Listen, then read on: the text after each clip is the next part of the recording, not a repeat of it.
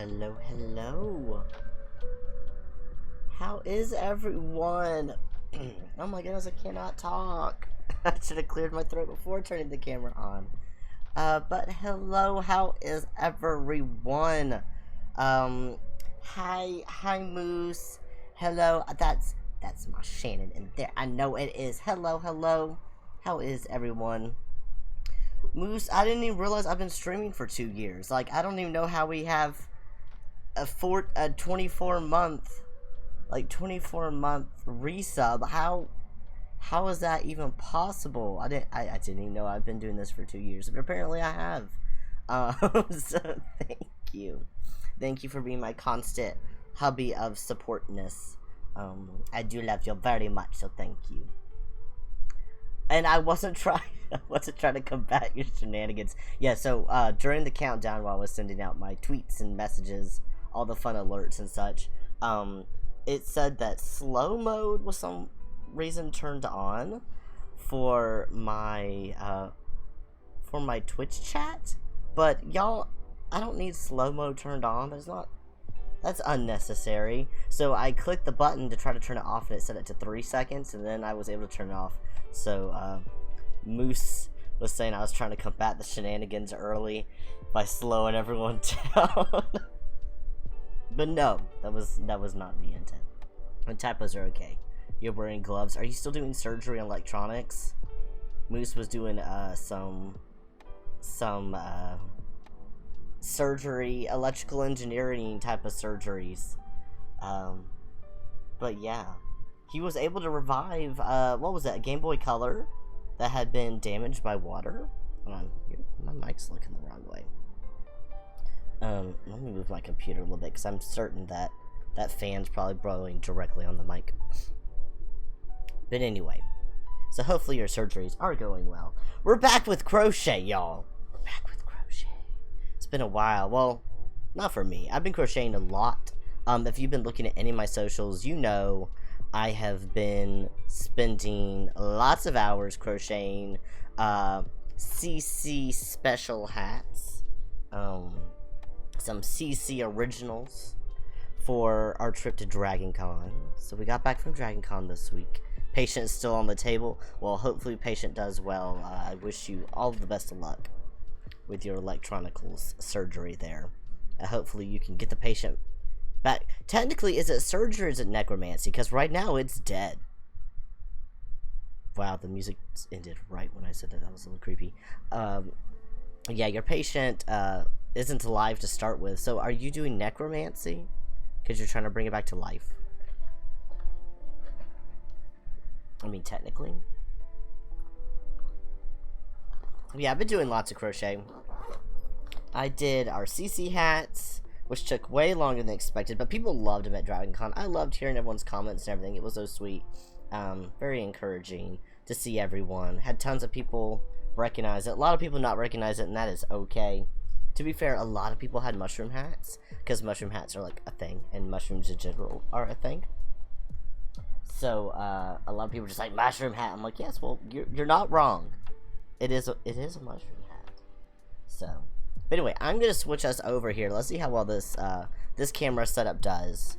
I have a still in the background, so that's why that's my animated screen that I use on like the BRB and the stream ending. It's supposed to be like stars and light floating. I didn't have a good background thing. Oh, you can see my Dr. Pepper.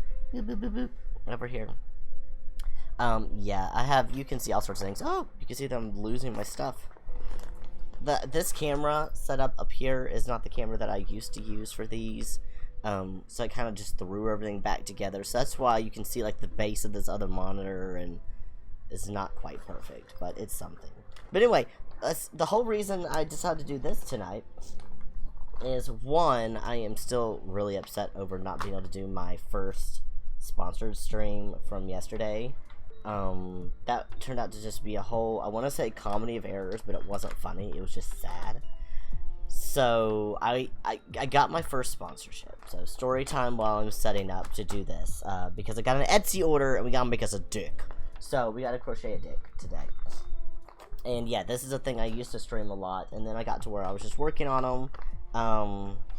without streaming all of it because sometimes the timing wasn't right. But I was like, you know what? I got an order while I was finishing up my work, and I wanted to stream tonight anyway, so it works out perfectly.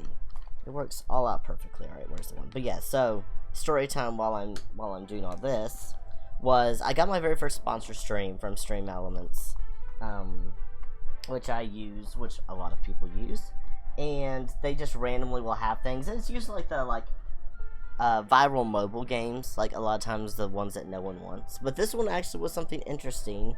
It wasn't like Raid Shadow Legends, which I've seen that one come by multiple times, but I was just like, nah, I'm never going to play that, so I'm not going to take the thing on it. But this one was for a game I had actually seen elsewhere, was kind of already interested in.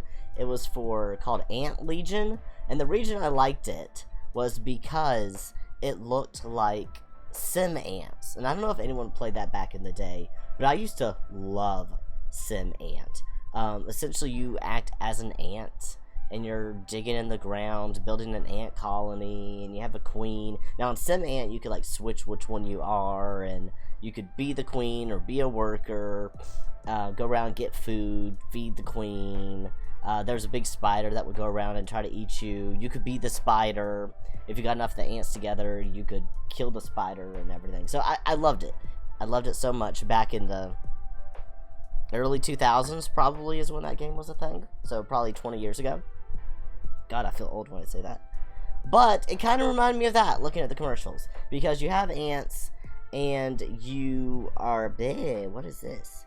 And you are trying to, like, feed your queen and take care of it, protect a hive, or whatever, ant mound. Whatever it's called. So I was like, oh, I actually am kind of interested in this game. I'll get it and do this. And it's a mobile game. It is a mobile game. And I've had issues trying to get my phone to stream previously. It's just connection issues and all that whatnot. But I was like, you know what? I have new cords now. I have new systems. I bet we can make it work. And I only had a week to do it. That was the time limit on the event. So, and it was going to end for me at, I want to say, 2 a.m. today. So by the time I got back from DragonCon, I had one day to do it, and it was last night because I had work. So it was my golden day. This is the day we're going to do our stream. I only had to stream 3 hours to meet the qualifications to actually have, like, completed it. And I was like, I can do this. I can do this in, 3 hours in one night. That's nothing. I've had streams way longer than that. So I was very excited. Went to set it up last night. Got a little late start because I was working so much, trying to get caught up on things while we were gone to DragonCon. I start setting things up, and wouldn't you know it, my phone refuses to connect to my computer. So I tried different screen sharing apps. I went on and tried this first one, and it didn't work. Then I tried another one, and it didn't work because the computer version wasn't the same as the phone version anymore, and they didn't communicate any longer.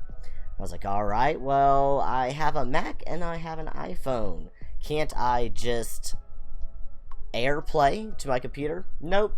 No, I can't because my computer's too old for that. It has to be one of the newer versions to be able to have that capability. So even though my phone could send it out, my computer couldn't pick it up. And then I was like, well, I have cords that will adapt the lightning port on my phone to be like HDMI. So I have video capture cards. So I should be able to feed it into the capture card, right? You'd think that, wouldn't ya? 7 different cords, 3 different configurations, and 3 hours later, I came to the conclusion that nothing I was doing worked, and either the cords were all dead or it was just a compatibility issue between my phone and computer. So it didn't happen. And then by the time I got to it, I was running out of ideas, and it got to be so late at night that even if I had started streaming that exact second without any more trying to figure things out, I wouldn't have had enough time to do the full stream before the timer would have run out at 2 a.m. So that's where we were.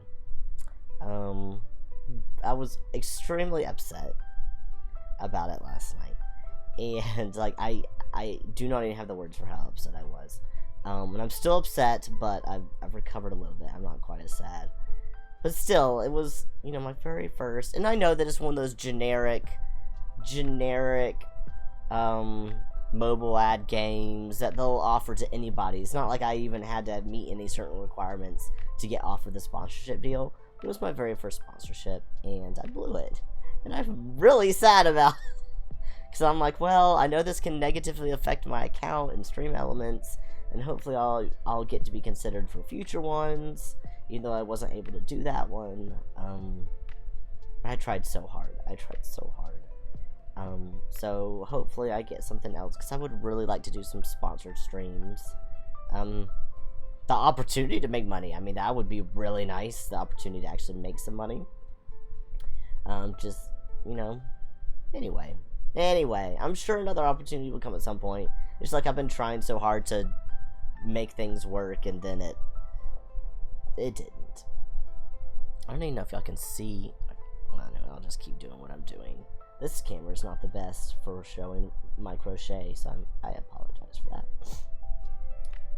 But yeah, so while I was working earlier, I got the notification from Etsy that someone had bought something.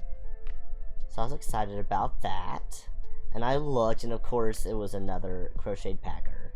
In camo colors this time, so I gotta do a camo one. This is nice. I haven't done one of these in a little bit. If we get done with it in pretty good time and I still have the energy to stream, I'll show you the other project I've been working on. So, and the other project is, I'm trying for the very first time to make, like a little dog. I'm trying to make a dog. It's a gift for somebody. I don't know how well it's going to turn out, but we can do that after I do this, because this is the main priority right now. This is the one that we on a time schedule for. Because I do keep myself limited on the number of days for turnarounds for my Etsy store. Even though pretty much everything is made to order, some things aren't. Why my music go away? Was that the end of playlist? Can I start it over?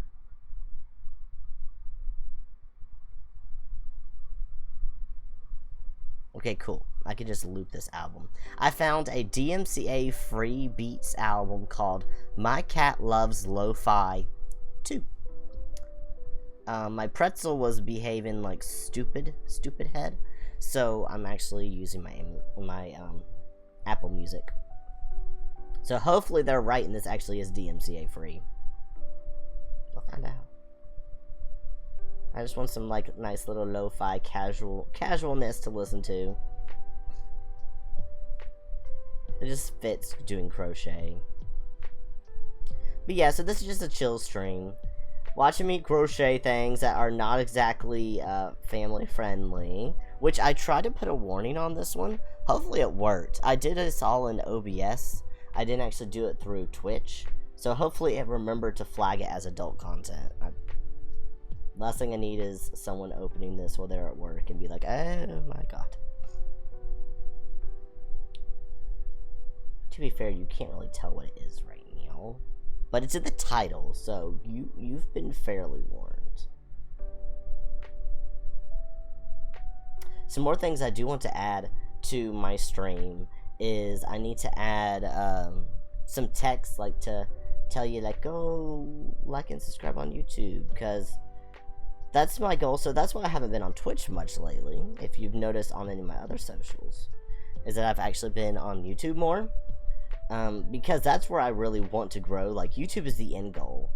I still love my Twitch, and I love here because y'all are here. Like, my peoples are in here, so of course I love my Twitch.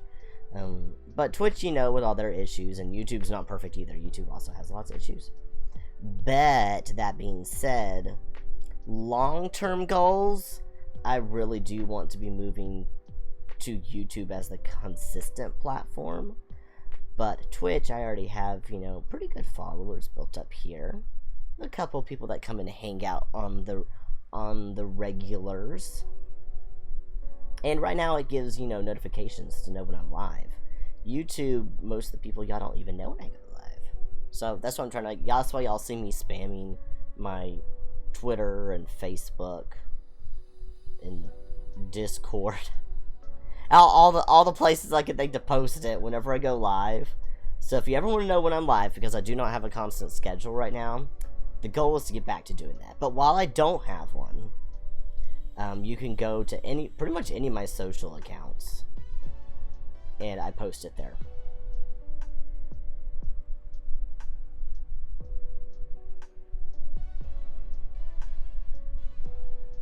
But yeah, it took me a little bit to set up. I was actually going to go live, I don't know, about 30 minutes ago. But I had forgotten that it's been so long since I've really kept up with the Twitch streams, because I've been doing more YouTube. I had a lot of things that were outdated, like a lot of commands that were outdated, some commands that were missing, old links. You know, like since I first made this, I now have the actually custom URL on YouTube, so I changed that. So a lot of it, just like my commands and stuff, had to be updated. But those should all be good now. I gotta count these to see.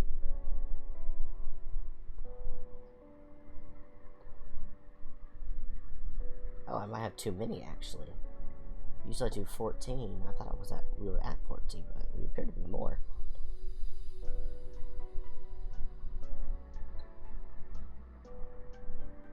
Oh yeah, we got too many. Too many. So I'm gonna pull out until I did the most recent doubles, which I don't actually remember where that was. Where was it? Oh, here's one. Okay, so let's see if that's the right number.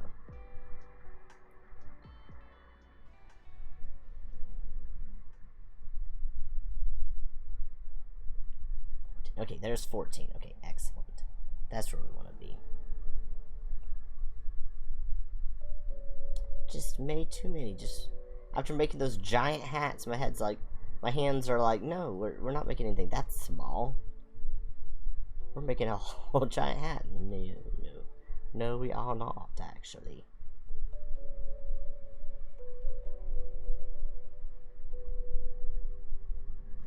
It had so many people come up to me.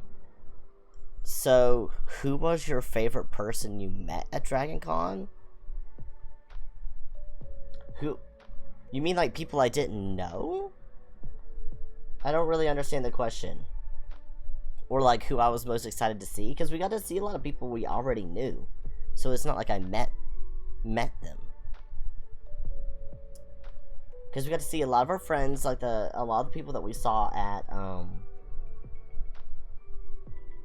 the roleplay relay, which I've talked about a little bit. I don't know if I talked about it here on Twitch, but definitely on my other socials and stuff. We got to see some of the people from there. So like we got to see Nerdy and Clarus, which I always love seeing them. Sometimes we get to see them at like outside of events.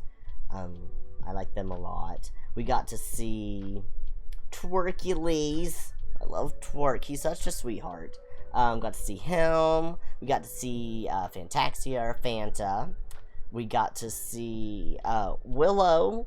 Willow in textbooks. We actually roomed with Willow in textbooks. A lot of people from my community are in her same community as well. So we actually roomed with them, which was a lot of fun. Just who you met could be friends, guests, celebs, cosplays. Gotcha. Yeah, so we got to see lots of friends. Who else did we see? I'm trying to think if there's other people like that are Twitch streamers that are like in the shared community. I've met lots of people that I don't even know. I'm gonna double check my count to make sure I'm still at 14.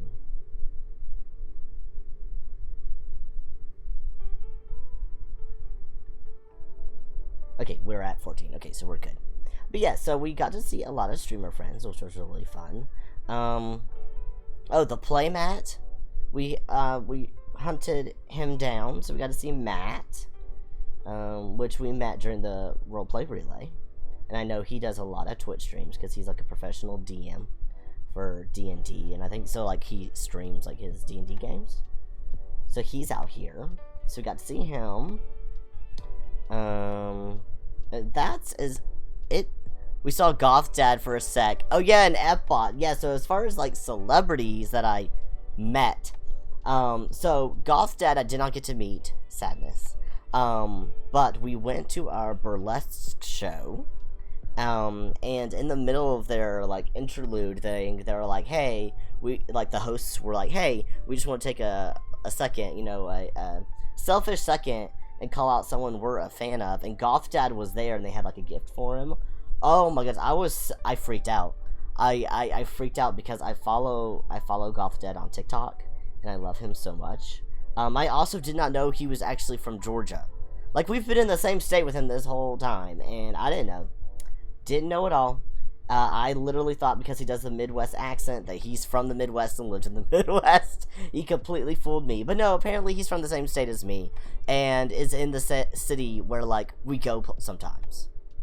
Like, he's in a city that we regularly go, and I'm like, we could have just, like, run into him at some point or been to, like, gone to his events because he has a band. I didn't know this was an option. I just wanted to hug him. I didn't get to hug him and interact with him, but I really wanted to just, like, I just want to squeeze him. He said, Again, Epbot. So, Epbot is the company. Jen is her name. She also has Cake Wreck. She has a couple different blogs. But yeah, apparently I met Jen from Epbot and Cake Wrecks without even knowing it. So, how that happened is I was going around dressed with my little mushroom hat. And y'all know I also have Stemwares, my website that I'm doing. I've done a couple videos on it as well, like doing product reviews. But too long didn't read. Essentially, it's my website for sensory-friendly products for neurodivergencies. So, as part of that, I, at DragonCon, decided to give out little packets of earplugs for people. Because it's something that I know I like when I go to events, when there's lots of people, and it's loud, and there's DJs, and just in general people, and loud. So, I was like, yeah, I don't know if this will go over well, but I'm gonna do it. And with those, I made a little card that was like, hey, it's dangerous to go alone, take these with you, the nod to the old Legend of Zelda game. And I made little cards, and it has my, QR code for the Stemwares Facebook page. So I was giving these out. All week I gave these out. And I would have lots of people. I had a sign. I made myself a little vest with a sign on the back that said, overstimulated, ask me for earplugs. And then if I saw someone who was clearly having an issue, I would offer them some. But pretty much I kind of left it to people. If you want to come up, you can ask for it. And I had a lot of people come up and ask. Well, one of my friends commented on my Facebook where I had posted a picture of me in my vest. And they're like, oh my goodness, I just saw you on this other person's feed. They didn't realize it was me. They're like, that looks like Will. And then they saw my pictures. They're like, that was Will. And Epbot had a picture of me from the back where I was sitting there talking to someone that showed the, sensory overload. The sensory overload, I think what they call me, the sensory overload mushroom is handing out free earplugs. And I was like, I was noticed. And then also I freaked out when I saw they sent me the picture because I was like, Epbot. I know what Epbot is. I know that website. I follow that website.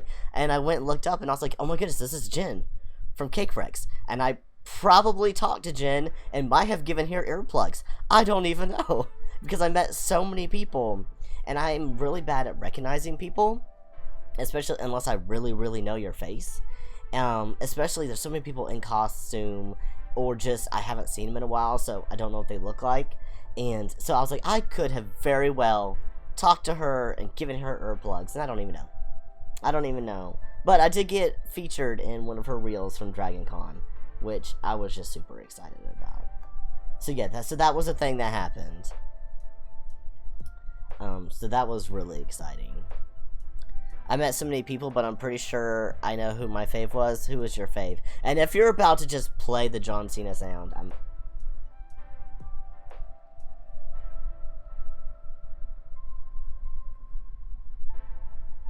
It didn't do it. Why didn't it do it? I see in the notifications where it says you played the John Cena sound. Why did it not do it? No! Well, apparently the alerts aren't set up right. I have the alerts. How dare I see that. Hold on, let me try to fix that for you real quick. I had the alerts set up through Stream Elements. But I'm thinking maybe the ones from Twitch aren't functioning the same.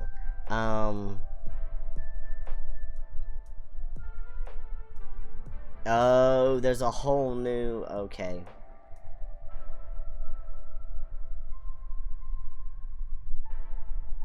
Well, why is that not working? It used to work through Stream Elements. So let me check my Stream Elements thing. Because I think that's weird that it's not actually... Let's see. It shows followers, subscribers, tips, hosts, raids. Oh, the Stream Elements one may not actually show the rewards. Hold up. We gonna fix this. Okay.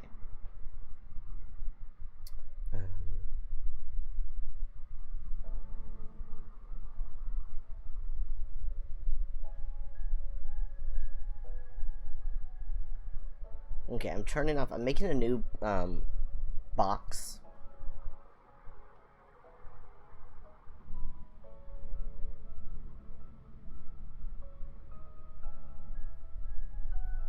Okay, custom points. Actually, who did I have the sound alert set up through? Oh no, we'll just see that. Okay.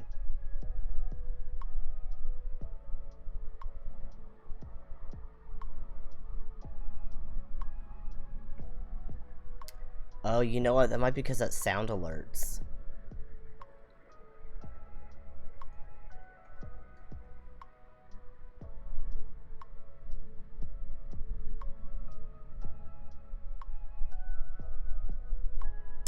I bet I don't have sound alerts. Let's see, log in with Twitch. Yes, I accept your cookies.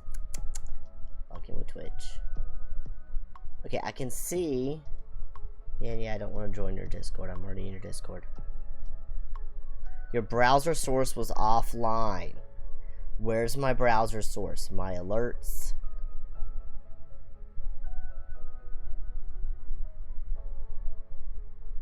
Library, animations, scenes, insights. We're gonna track it down. Okay, dashboard. Yeah, where is my browser source? This whole website has changed. Okay, extension. The extension is working, I think. Sounds, animations, scenes.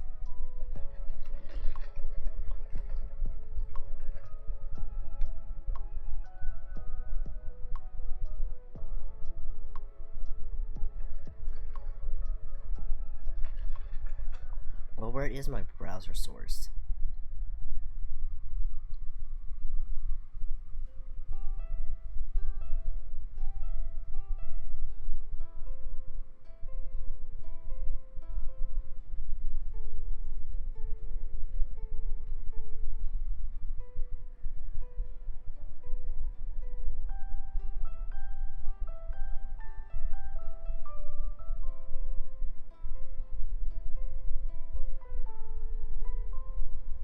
Let me see what happens.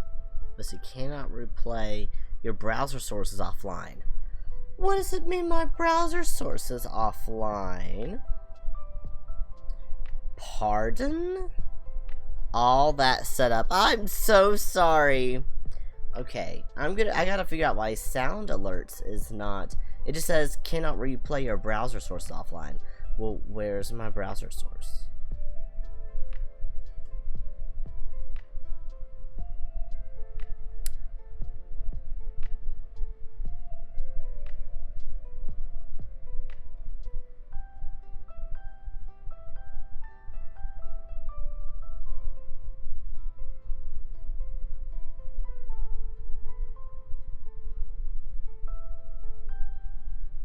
Okay, I'm just gonna do extension and channel points.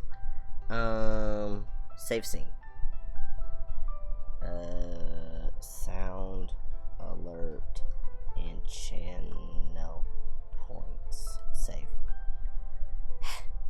Copy source. Okay, let's see if this works. New browser source.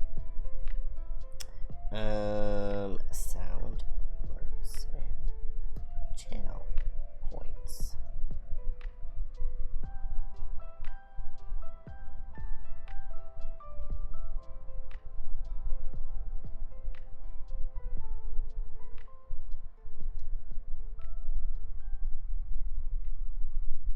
Okay. Alrighty, so now that I'm here, clearly this has changed the way it's done. And his name is John C.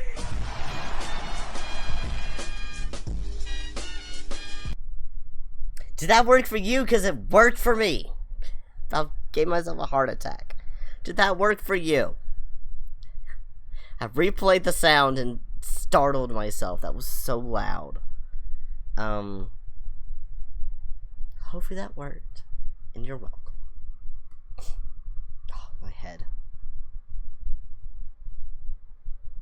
That was so loud. And also, why did my iTunes stop again? It's not looping. Why are you not looping anymore?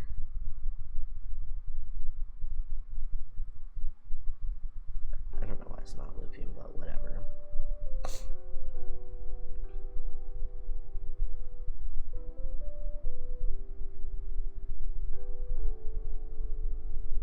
But yeah, hopefully that worked for you. It looked like it screamed it if I'm looking at the audio settings.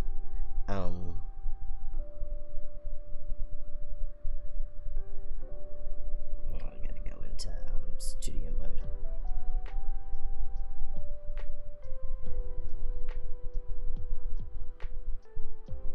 I'm adding this alert to all of my other scenes.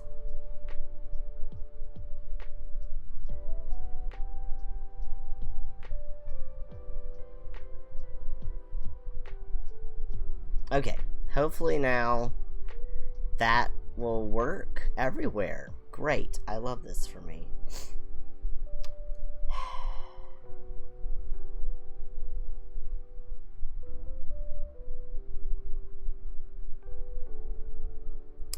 Anywho, great. That was fantastic. That was so loud in my tiny ears. Okay, hopefully your sound works alert now. Now that we have troubleshooted that. I troubleshooted it, deafened to myself. It's great. I love this for me. I love my blanket. Hold up. And my Sharky.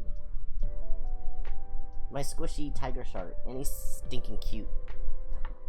Alright, I gotta get comfy now.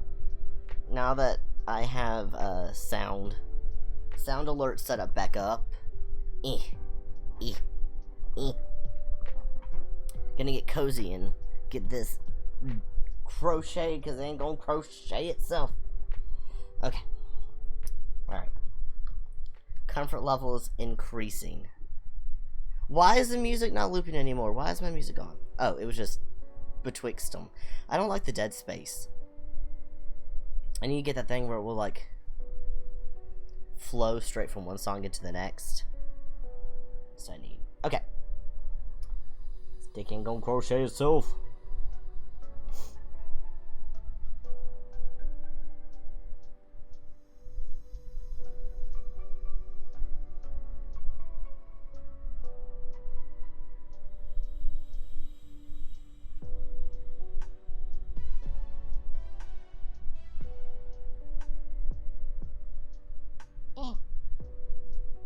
Alright, so we got the tip done. Just the tip. Now we're gonna go back and make the flared edge run around it. The frenulum. I know the word and I can spell it, but I can't say it right now. That thing, that's the thing. I'm debating if I need to do it actually slightly bigger than this, because it looks actually really small. I think I'm gonna do, instead of doing 14, we're gonna do 15 this time. Typically do 14, but it really just does seem oddly. Sometimes you have to adjust it for the width, the thickness of the yarn, and this one is not a particularly thick yarn, even though it's just the standard, the red heart. But this one in particular just seems thinner. Now if it's just because it's not as floofy or what. So yeah, I'm gonna go back and make this one actually 15 stitches to start. And the 14 is my going size. Sometimes you have to modify even your own patterns. They don't work for every single yarn. Gotta be flexible. Willing to change and adapt.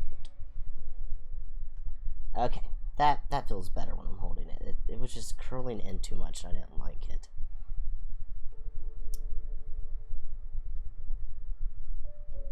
Here we go. Also, do y'all see that I have new crochet hooks? These have squishy silicone on them. It makes my hand hurt less. I mean, it still hurts some. I have little hand issues, but it's not as bad. Probably could have done with a tinier hook. Of course, this is my standard hook that I use. So if I did use a smaller hook, then I would definitely have to increase the number of stitches. Okay, why can't I not get back into this? I literally just made that. Just go in. Just go. Just go. Just in it. In. Nope. Just it's literally right. Thank you. This is a struggle.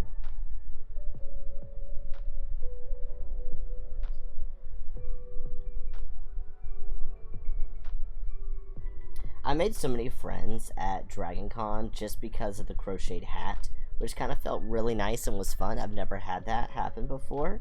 One, never been to DragonCon before, but I have been to cons. Like, we've been to Anime Week in Atlanta quite a few times, and a couple other cons here and there. And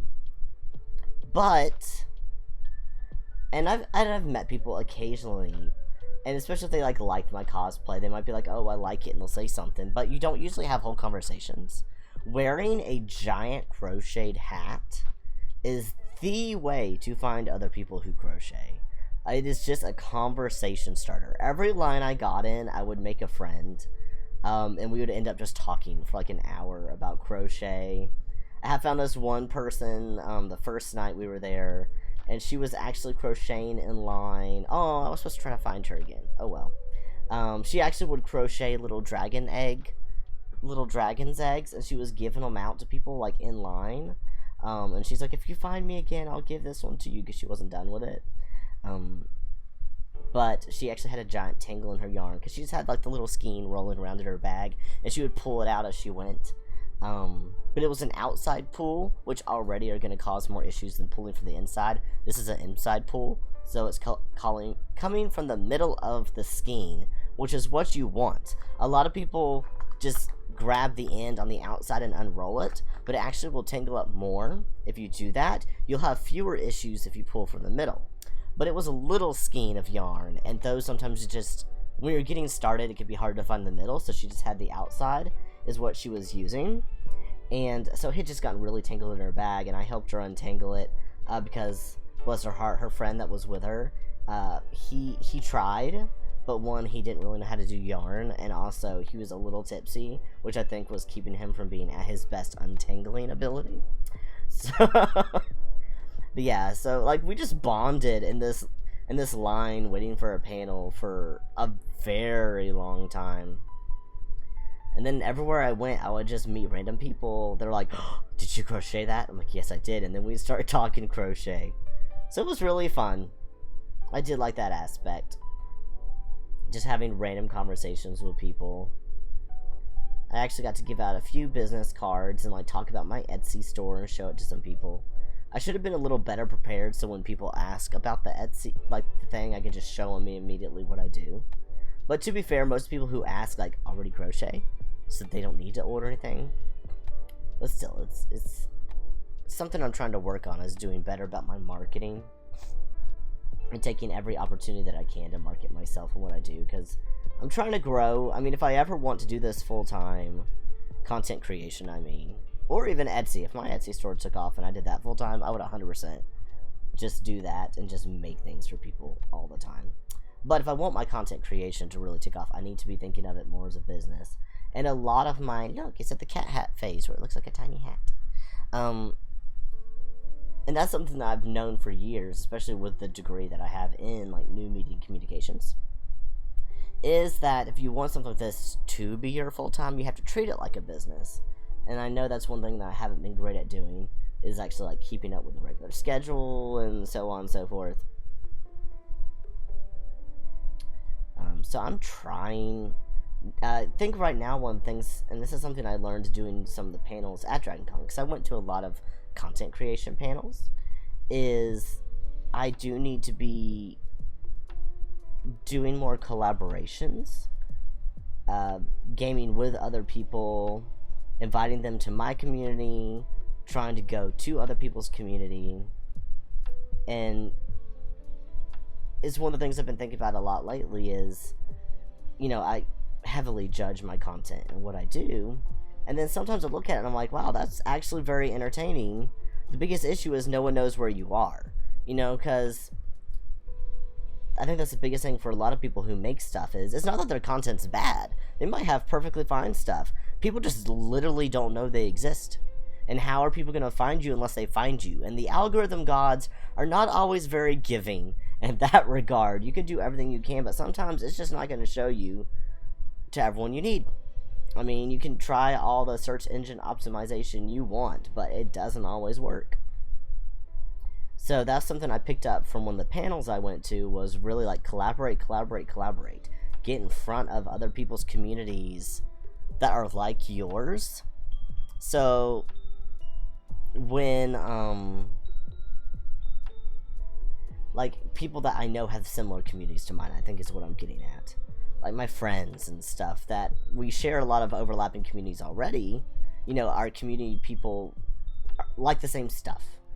They like similar styles and streaming. So finding other friends that do stuff kind of like me, or at least like personalities that are weird like me, and seeing if I could play games with them or inviting them to do stuff with me. I am excited. I do have one kind of collab that's going to be going out, which I'm not going to say who or with what, because he hasn't announced it yet, and I'm not going to announce it till it's out. But I think that's supposed to be hitting, I think he's supposed to be uploading the video. It's a video and a podcast. And I think it's going up in October, I think, is when that's supposed to go live. So I'll definitely be sharing that with everybody when it comes out. But doing more stuff like that, like guesting on other people's channels so they know you exist and people can meet you. And they'd be like, yeah, I like them. Or like, nah, he's not for me. You know? Alright, how many are we at?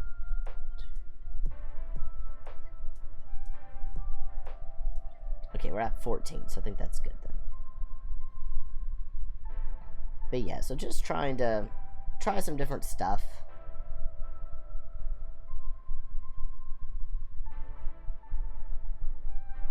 Let's see, don't want to do it all the way.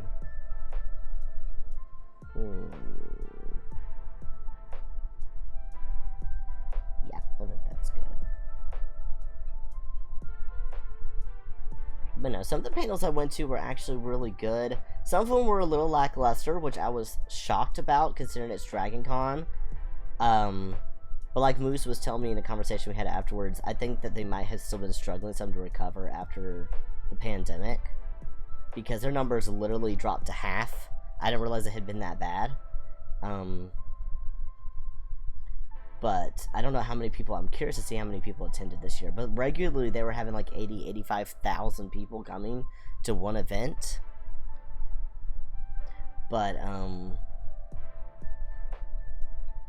let's see, 2020 they did it all remote, which I don't know how that went.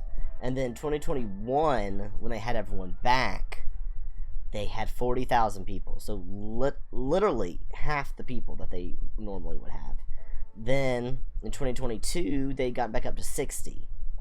So I'm very curious to see this year what it was. Sound worked, by the way. I was gloves deep in watching the patient. Well, I'm glad your sound alert worked for you.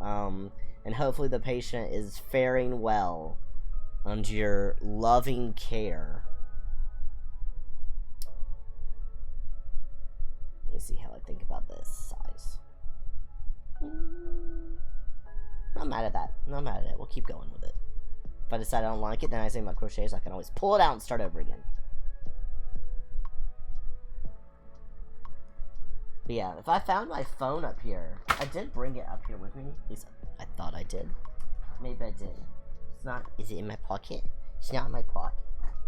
So I either left it downstairs or I've lost it, which it's fine. I'll find it.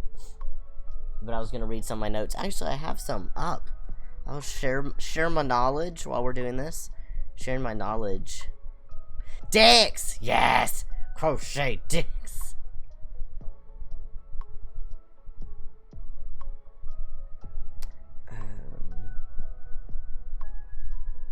Where are my notes to myself? I text myself. That's how I keep notes. That's probably way better ways to do it.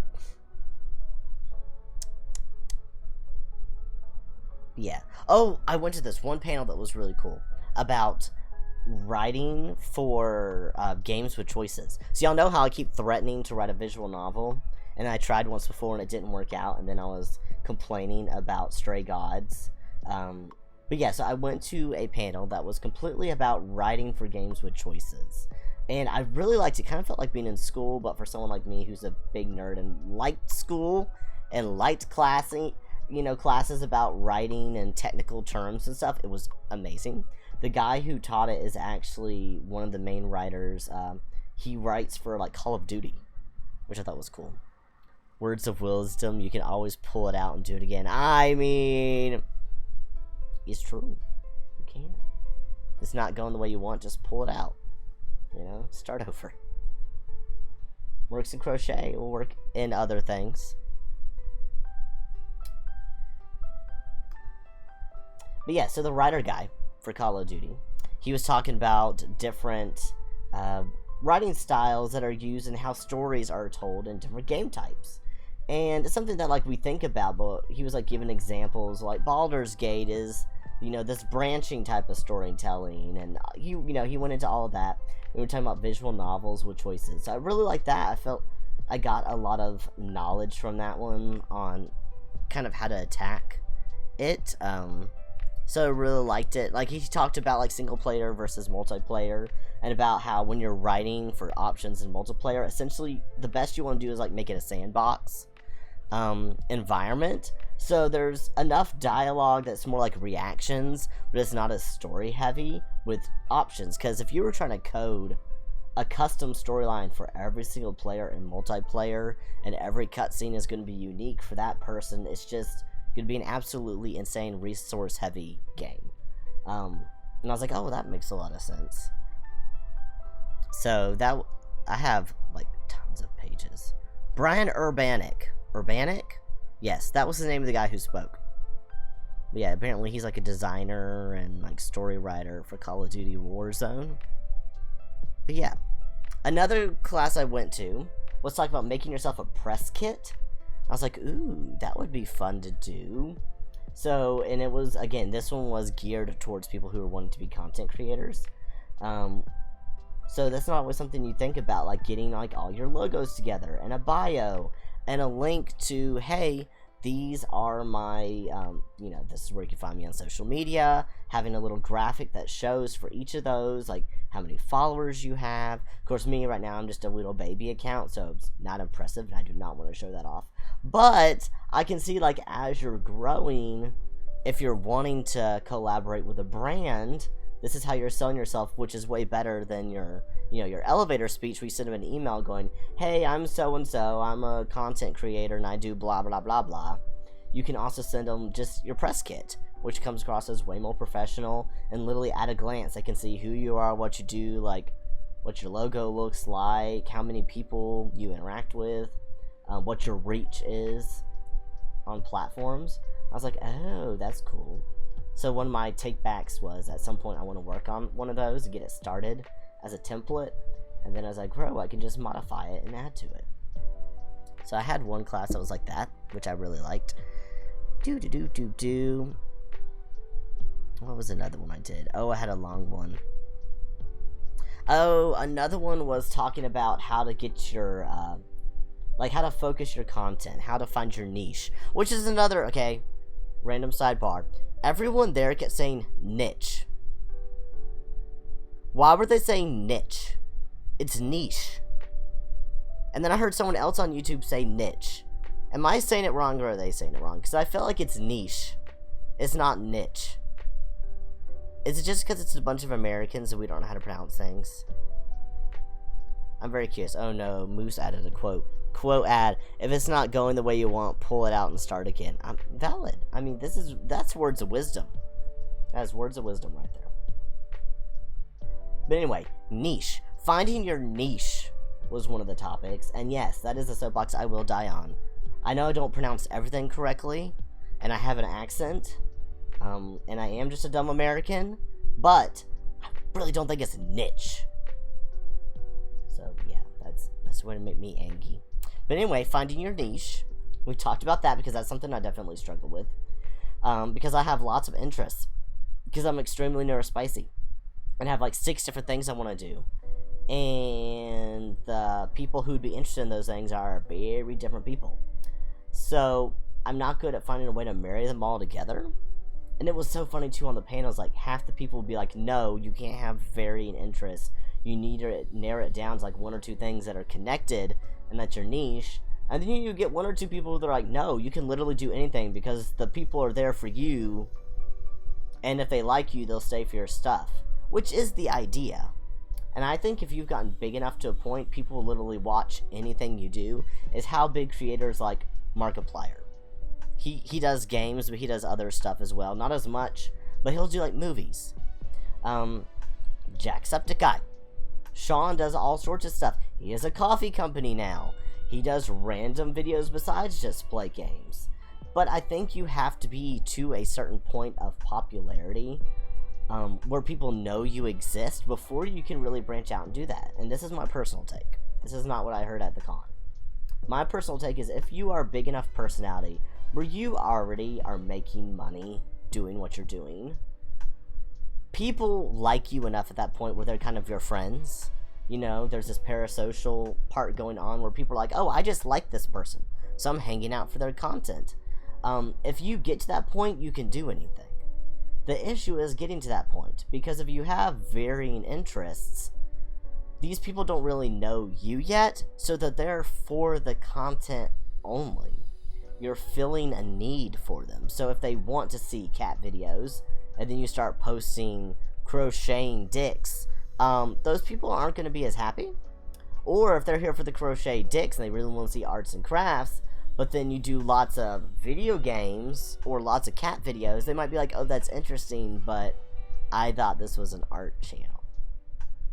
So those are some very personal examples about part of what I struggle with, is I do have so many different interests, and a lot of them don't really have a shared theme or underlying theme that I can easily tie them together. Right now, it's just, this is something I like, which is the tying part together. But not everyone is neurospicy the same way I am. Like, I like crafts, I like cleaning, I like doing my stemware stuff. I would do more movie reviews and show reviews and reactions, which I want to do if I ever get the time. I like doing games. I'm not great at them, but I have fun doing that because it's something a lot of people will actually watch on streams. If I were to drop anything, it would probably honestly be the games, even though that's a good, easy way to make content. But as far as passion projects go, I like creative stuff more, oddly enough. So, yeah. So that was part of my issue. So I still didn't come back with an answer to any of those issues. I still don't have a clear niche. I still don't have a clear direction with my content. He says as he continues to crochet a penis. So yeah, don't know for that. But I went to a lot of different panels that were very interesting, talking about mental health as a content creator, you know, making sure you're in the right headspace for things. This is one that I liked. Is someone said to like finding the way of tying everything together is, why do you want to make the content, and then use that as the thread to connect everything together. For example, someone who wants to educate, you know, if they want to teach people, and that's why they're here to make videos, they can teach on a lot of different things and through a lot of different threads. If you're here to make people laugh, I think of Brandon Ferris. If you look at his content, his underlying theme is I want to make people laugh.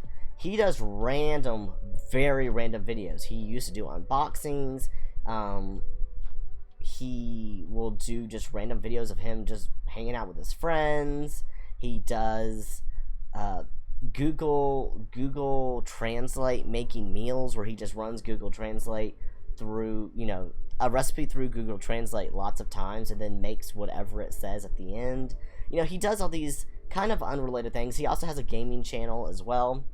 But his underlying thing is that he's funny. He wants to be a comedian. He has trained and done stand-up classes. So the comedy and just being funny is his thread that ties all those together. When we watch his content, we know we're going to get Brandon Ferris comedy, which is a little bit insane at times, but is why we love him. So I like that. He has a very clear direction with his content. That's why he became so popular so fast.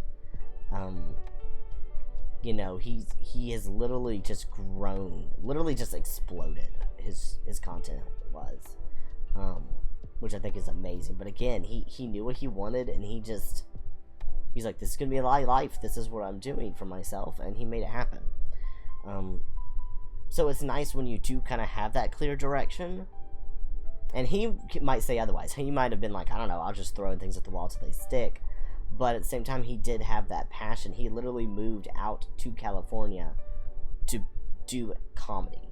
So he already had that passion, and he's using the content to make people laugh. And then there's me. I still don't know what my underlying thread is. I like education aspects. I like doing tutorials. I like teaching people things. But not all my stuff is like that. Sometimes it's real easy just to crank out some funny, silly videos. If you look at my TikTok, it's a lot of personal stories that are like a minute or two long. Lots of cat videos, because those are easy content to make. And the algorithm likes you to post often. And I can't always sit down and edit videos. In fact, you'll notice very few of my things are edited. And I've talked about that a lot in the past. About how I really struggle with editing videos. Staring at myself for that long. Listening to myself talk for that long. So, I do a lot of things that are bite-sized. And I can just film it and throw it out there. Because I want to make content. Just figuring out the thread is what I'm still struggling with. How to tie it all together. So that was one. Oh, another one that I thought was an interesting tip, which someone was talking about how you get more comments and how do you get people to talk to you, was ask for feedback. Or don't ask for feedback, ask a question. So, you know, a lot of people are like, hey, let me know what you thought of this. They're like, no, ask a specific question instead. And then the more specific you are, the more likely you are to get feedback from people.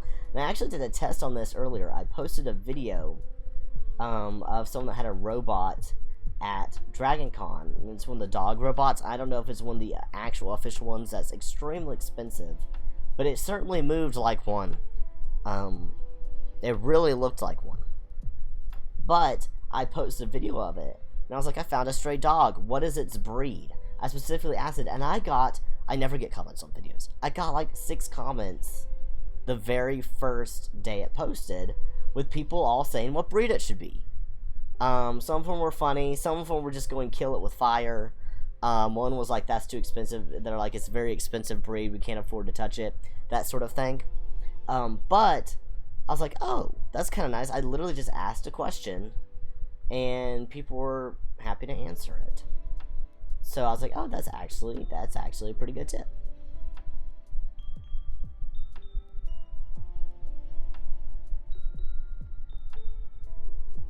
Yes, that was one of the things I got out. Let's see my other things. Oh, another one I like, especially if you're, well, I think this is good for everyone, not just people who struggle with, like, anxiety and depression and stuff, because the mental struggle, being just alive in general is hard sometimes. But someone made a note, and they're like, make a folder of positive feedback and read it whenever you need to. Because a lot of times we see negative comments, or you're trying to amp yourself up and you're trying to remember like why you even do what you do. They're like, hey, those positive comments you get, like someone's like, hey, I love your work, or this made me laugh, or I loved this video, or you're doing a good job. Anything that's good, like, make screenshots of stuff. Keep messages from people and put it in a folder on your computer with all those screenshots in it. So if you're upset or thinking you're not doing well, just don't go and look at all the other negative stuff. Just go to that folder and open it and look at all the stuff. And I was like, aw, that's a nice tip. I like that. So I thought that was a good thing that I also got from one of the panels.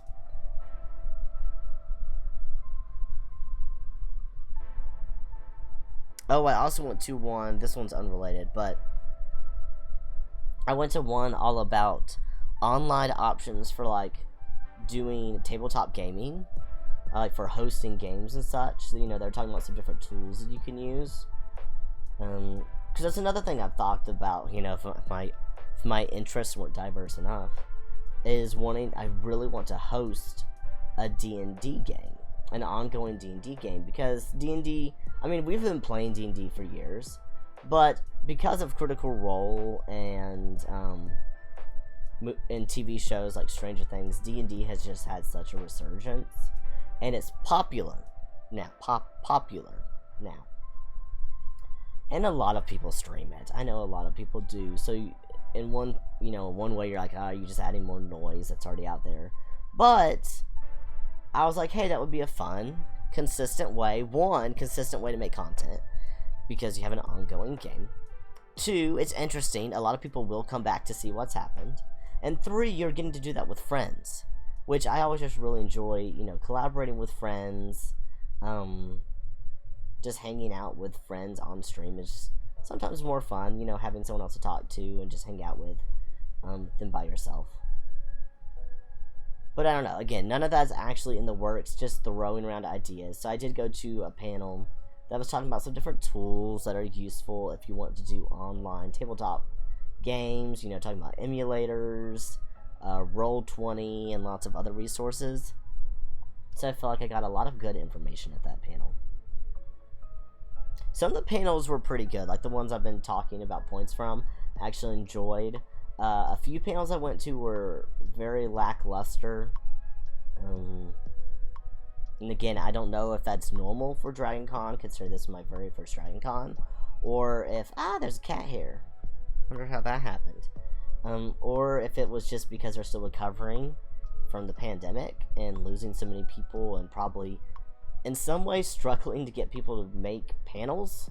I mean, it is in, what? 1, 2, 3, 4, 5, 6, 7 different buildings. It's spread across 7 buildings, and they gotta keep all those rooms busy at all times. So, it just felt a little bit like anyone who had an idea, they do it. You know, like whether or not they were a professional and should really, or even if they didn't even have anything prepared, there's like, yeah, I want to do a panel. Okay. Like, it felt like there was no filtering that went through. No one was looking through and be like, hey, do you have a presentation? Do you have a plan? Me and Moose legitimately went to a panel that was supposed to be like a late night AMV viewing type of thing, a late night animation thing, and I thought it was going to be kind of like Anime Hell from Anime Week in Atlanta, which, if you've never been, is essentially, it's a late night video viewing, so it's 18 plus, where they just have junk. Some of it's Japanese commercials. A lot of it was commercials, because the commercials are just weird and hilarious and make no sense. It was a lot of commercials, old shows, just random clips from animes that had like really bad dubbing, or really just weird stuff happened and you didn't know what was going on. And that was Anime Hell, and that's what we thought it was going to be like. We show up, and literally some of the first words out of their mouths were, well, we don't have a plan, so if anyone wants to recommend anything for us to watch. And then it kind of just went downhill from there. A few of the things that got suggested were vaguely interesting, but a lot of it's just kind of disturbing in a what did I just kind of watch kind of way. And by the end of it, I was just confused more than anything else. And I was like, well, that was couple hours of my life I'll never get back. Because not only is the panel long, but you had to wait like an hour or two ahead of time to get a seat. So the ones that you went to that weren't as good, for me, I got annoyed even more so because I wasted so much time waiting for the panel.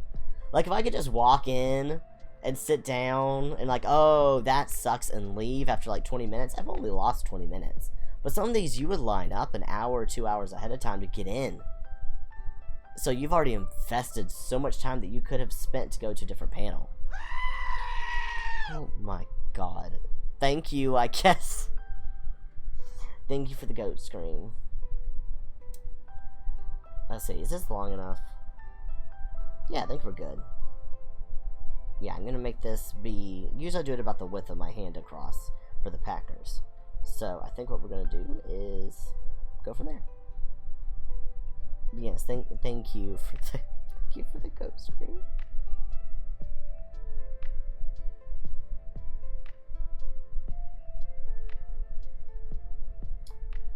The shaft is almost done.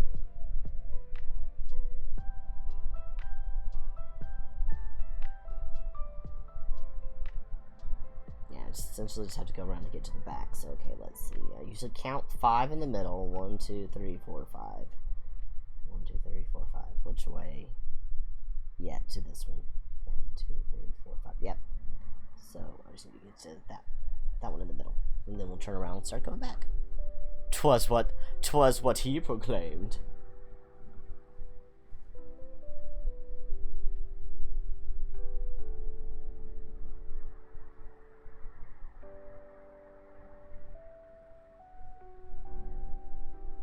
Alright, make sure 1, 2, 3, 4, 5. That should look good. Now I turn around and go back.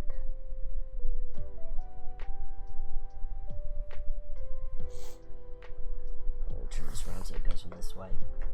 I don't know why I had it over there. It's like crossing and dragging across my hand.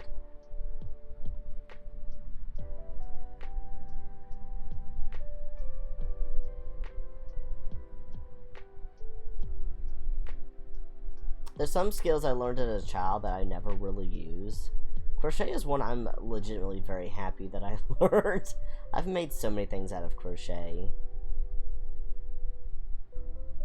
Some skills I've never learned, but it was fun at the time. I do like all the random stuff we did growing up. 5. Wait, hold on. 1, 2, 3, 4, 5. Okay, one more. There's 6 left. There we go. Now go back.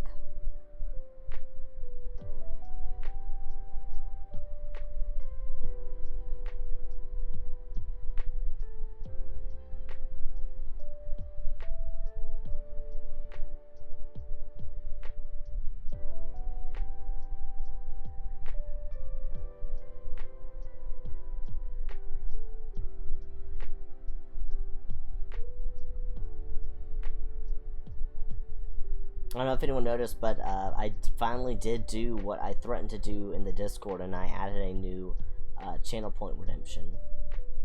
So that is out there. It's a thing.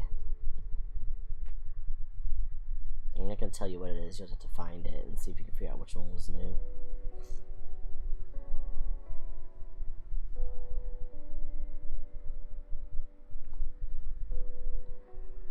Now I've discovered after having these squishy ones, my left hand now, because I am lefty, so this isn't my left hand, this squishy stuff keeps this hand from hurting, but I get a lot of pain in this muscle on my right hand, and I think it's because I hold things like this, so it's constantly tensing that muscle.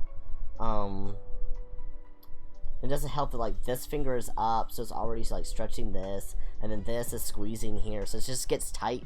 So this hand hurts. I haven't figured out a good way to solve that. But to be fair, I have like really strong hand muscles from doing crafts and like typing and just working with my hands. Like, my hands are not fat. For everything I could say, I don't have fat hands. It's actually very strong muscles. It's very weird. Like, you can literally see the outline of it when I flex my hand just right. It's very bizarre. It's very weird. It's the strongest muscles on my body, I feel like, on my hands. Alright, what was I doing? Okay, we're turning around going back the other way. Excellent. Okay, chain, go back.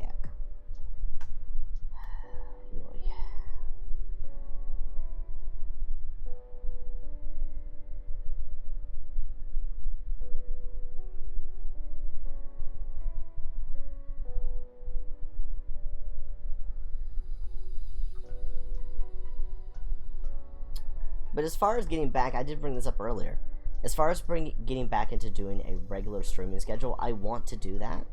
I just haven't settled on days yet where I think it will actually work in my schedule.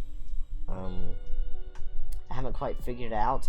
I was thinking about possibly trying to do like Tuesday, Thursdays, he says, on a Wednesday. But I don't know, because every week is different. And sometimes I'm free on Sundays, sometimes I'm not. I'm rarely free on Saturdays because I have my other job. Like I said, too many interests. I work full-time Monday through Friday till late. And then I also have a side cleaning job that I do on most Saturdays. So I'm very, very busy. You can do a deed, have some strong, skilled hands. You know what? That coming from you, Moose, I mean, I appreciate it, but I know where that's coming from, you little freak. But thank you for the compliment. I do try.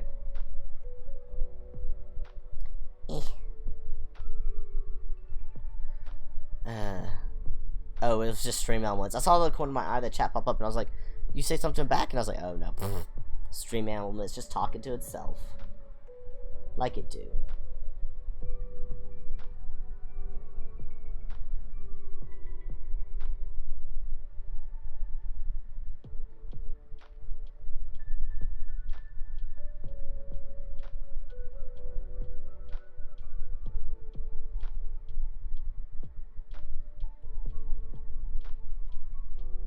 I know where it's coming from as well. Oh my god.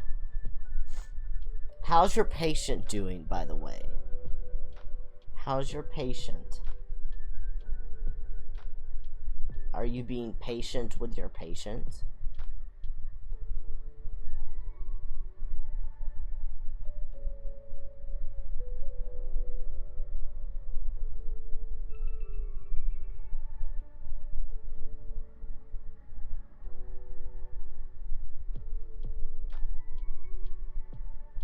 I could just turn it into a completely crochet stream.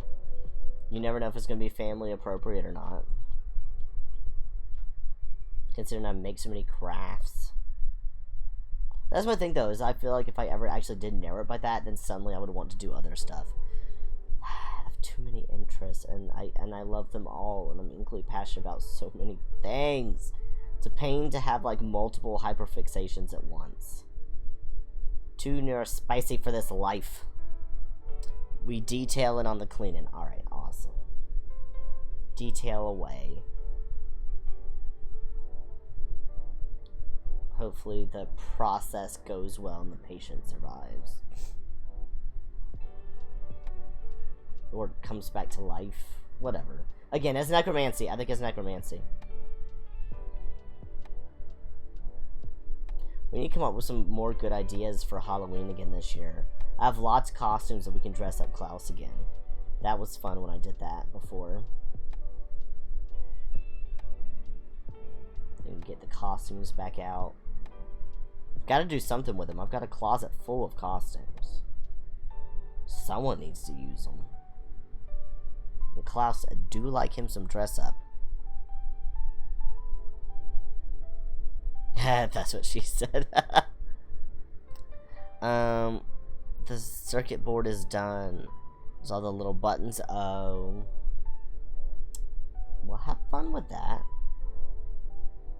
I'm also just glad you're getting to do that. I know you enjoy working on little electronics and actually getting to play with all your tools and stuff you have specifically for that.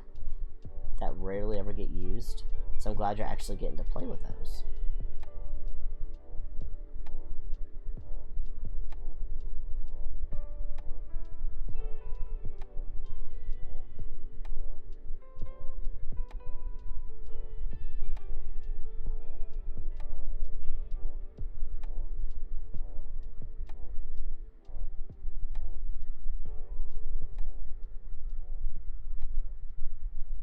You hit my hand.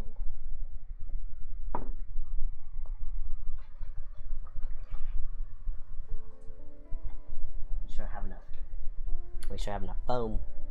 I have some random, so on the top of the CC hats that I crocheted, you know, the pattern of the fabric has tiny mushrooms on the mushroom.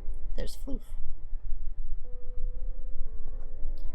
So these, I crocheted lots of, well, you know what, I'll just show it to this camera.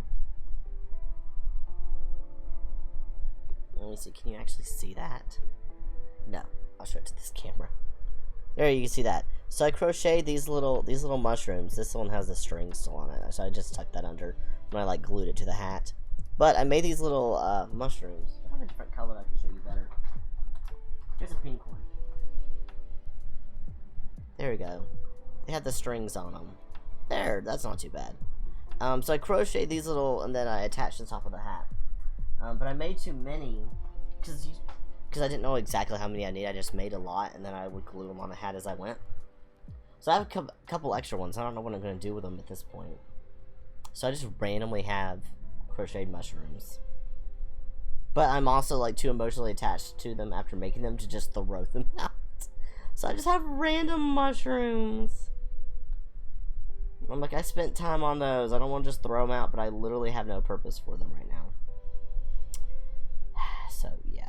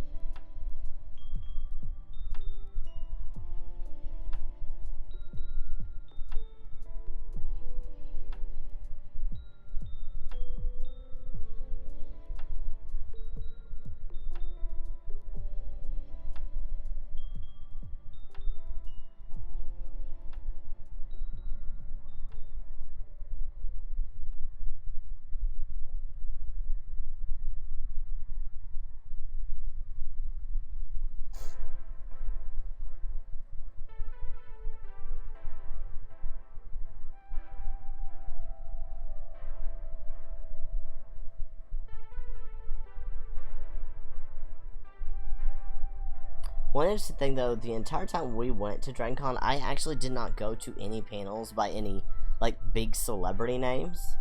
I had a couple on my schedule, but I never made it, and you had to line up so many hours in advance. I never actually made it, which is weird for me. Like, all the other panels, I've always gone to some of, like, the guests, like, the big-name guests that were there. I've always been to some of the panels. I didn't this year, and it felt really weird.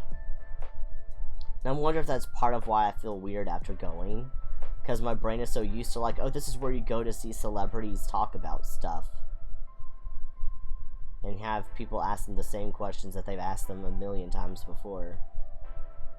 But I didn't go. And I don't really know how I feel about that. Like, I kind of feel like I messed out, but at the same time, I didn't want to go wait in line for any of them.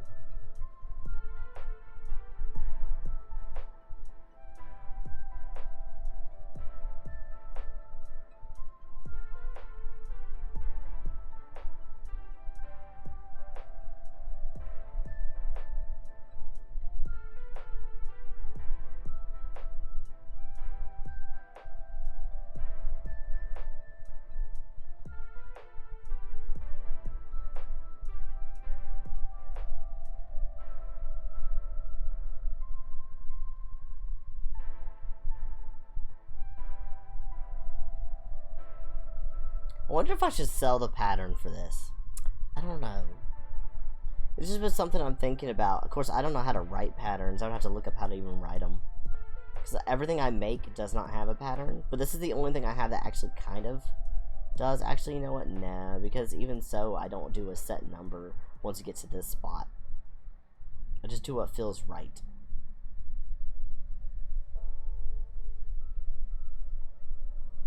I just go as the yarn moves me.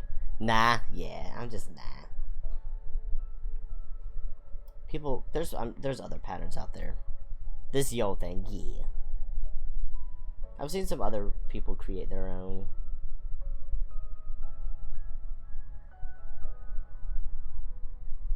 Besides, someone else will do it better than me, and then I won't ever sell any on Etsy ever again.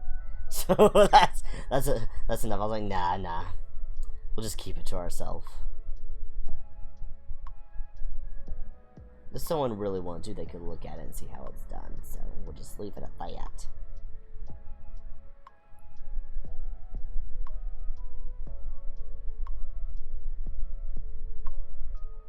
My number of these that I've sold this year was surprisingly lower than previously. Like, I usually sell a lot of these during Pride, but this year I didn't sell as many. It's just kind of funny.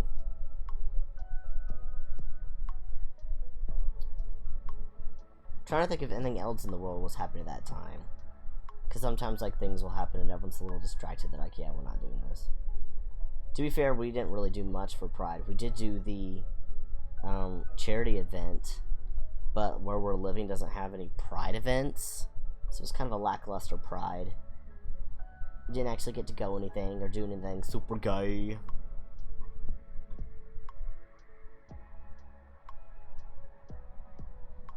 Apparently there used to be a Pride in this area, but the guy who ran it, he's like the one that has like the only 2 LGBTQ businesses in all of where we live. So he probably just got overwhelmed. I think with like when the pandemic happened, I think a lot of that just kind of like blew up his plans, so he doesn't do it anymore. Can't blame him though. Like, that's a lot for one guy to try to do. And imagine even trying to get sponsors and stuff in this area, because this is not an LGBTQ friendly area at all.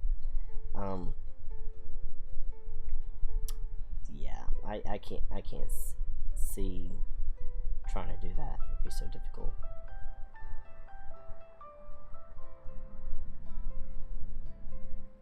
Hey, look, it's really coming together now. We're getting there.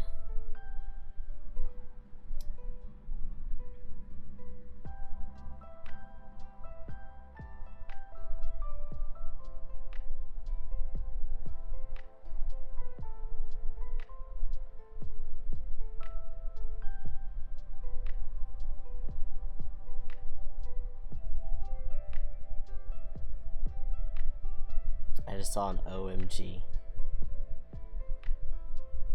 I didn't get to do anything super gay. I did. Oh my god. Moose. I was trying to see what the OMG was referenced to. I mean, you got to do something super gay. I guess I got to do something super pan. Is that how that works? I mean, just a scientific question. For science. Just asking for science.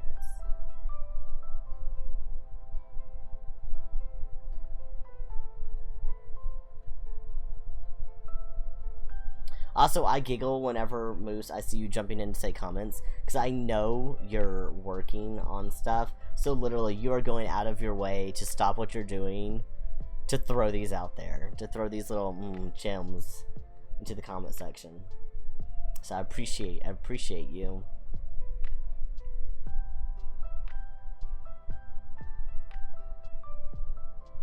We're getting there. Probably after this round, I'll start going around, I think.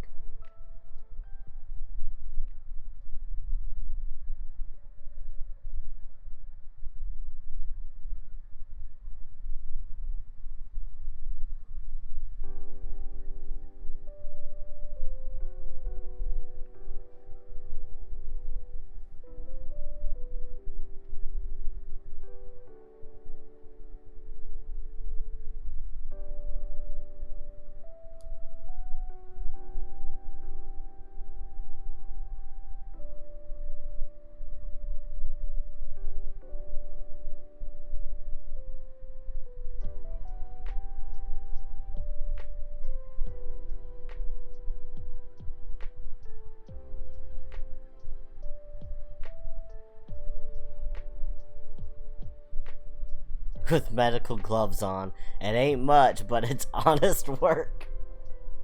Appreciate your sacrifice.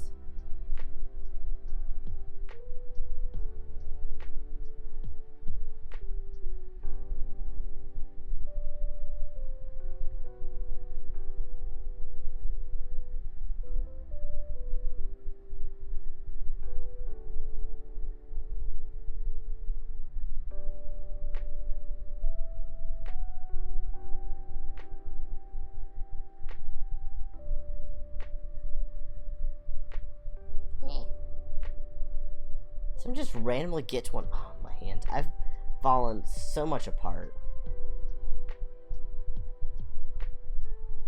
Didn't used to have this issue when crocheting. There's really just this muscle for some reason just cramps like crazy. I don't know if I'm working it too hard or not enough. Maybe it needs more exercise. I don't know.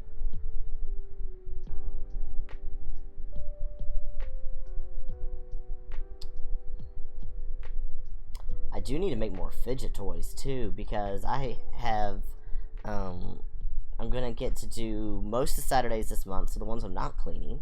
I actually am going to get to do I don't know if farmer's market is the right thing, but it's called, like, what is it, like market in the park or something like that. So a lot of local vendors are doing something in the local, like, little park downtown.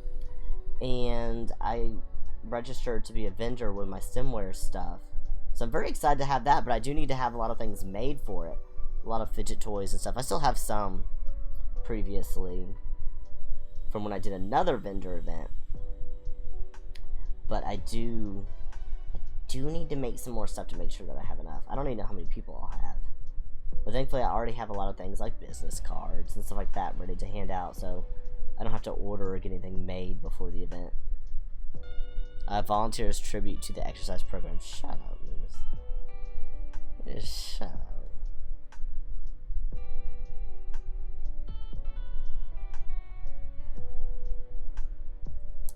Don't know if I'm going on that. You know, we'll just go for it. He's fine. I have, what is it, 3 or 4 different fidget toys I can crochet now. I'm only super happy with 2 of them. The ones that are 3D, because I can tuck the ends in. Like the little clicky toys that I make, which I'm pretty sure I've shown on here before. They're on my Etsy store. But I have these little clicky ones. I'm really happy with those. And I really like the little hexagon fidget toys that I make as well. I think both of those are like perfect as is. They're great. But the Mobius strip, I'm not happy with the ends on it, because there's not a good way to hide the ends so it looks like it's unraveling, even though it's not. They're tied off. But it's not a 3D shape. Like with this, where I started, that's on the inside. The string where this got started is on the inside, and at the end I'll tuck the tail end in. So like all the strings are hidden. And you can't do that when it's a flat object. And I know there's ways to weave it through the stitches, and I've tried that, but again, it's a fidget toy. So you're playing with it, and working it, and twisting it, and then they just come undone. So I haven't figured out a good way to fix it. So I'm not particularly, I've sold some of them before, but I'm just, personally, I don't think I'm going to take those to this event, because I'm really not happy with the way they turn out. And I want to make sure that I'm making like a professional look to things. So people get something and don't assume like, oh my goodness, I just got this and it's already falling apart, like he makes junk. When it's not actually falling apart, that's just the way crochet works, and it has strings at the end when you're done. And you have to just put them somewhere. You have to just hide them somewhere. And so I try to hide them, but they come out. I tried on one thing to glue them in with like some seam. Like did like a little ribbon on the seam and glued them into it. But the glue I used then made it hard, and then you couldn't flex it anymore, and it kind of ruined the toy, so that didn't work. I have some, like, iron-on stuff that you use that's supposed to be flexible, but I haven't gotten to try it yet to see how I feel about it. To try to use the ribbon with the iron-on fuse binding. Actually, I don't think that one's iron-on, I think that one's stick-on, because I wasn't certain how the yarn would respond to iron. Pretty sure it would melt. Because most of these they aren't natural fibers. A lot of them are acrylic and other things that have a low melting point. So I didn't want to melt my crochet.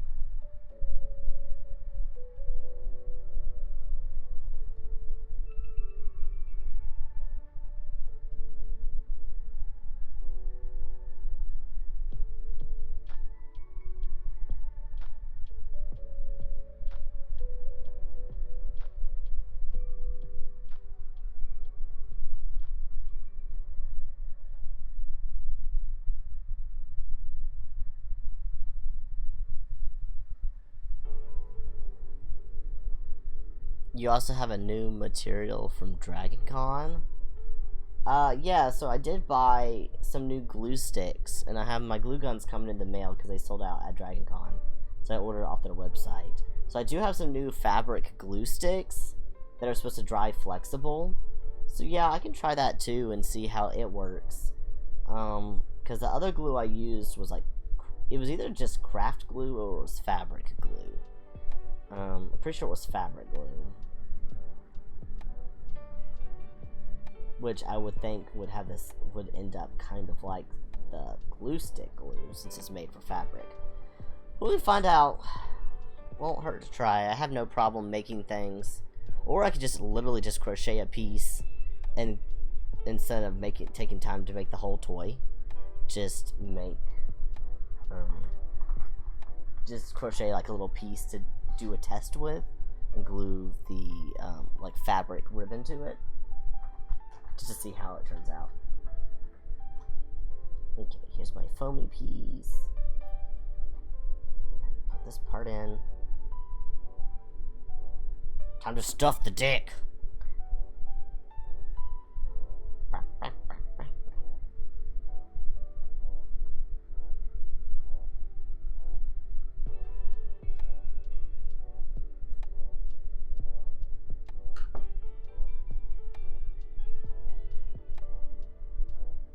This is when you apply the implant. You know, that's what this stage is you're doing the implant phase. There we go. That holds its shape some. That way it's squishy, but still has a shape to it. Let me see. It seems a little uneven.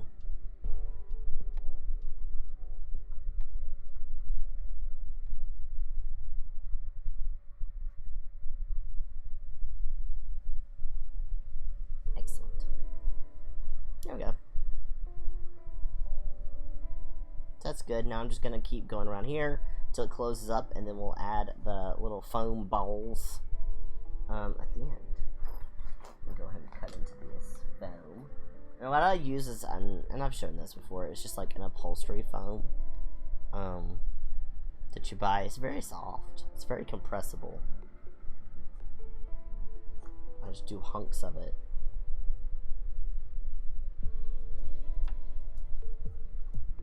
This is the same somewhat was left after making the hats. These pieces left. Alrighty. Now we continue.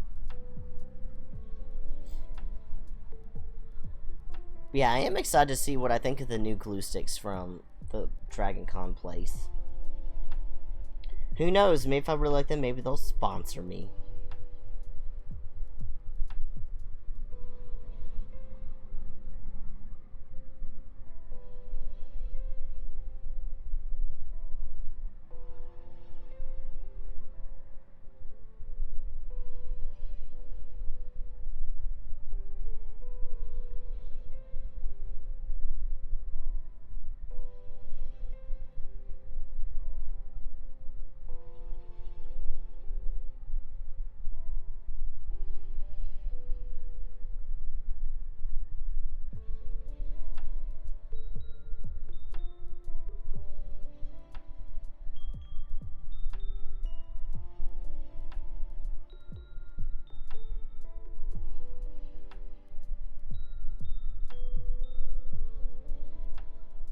We're getting there.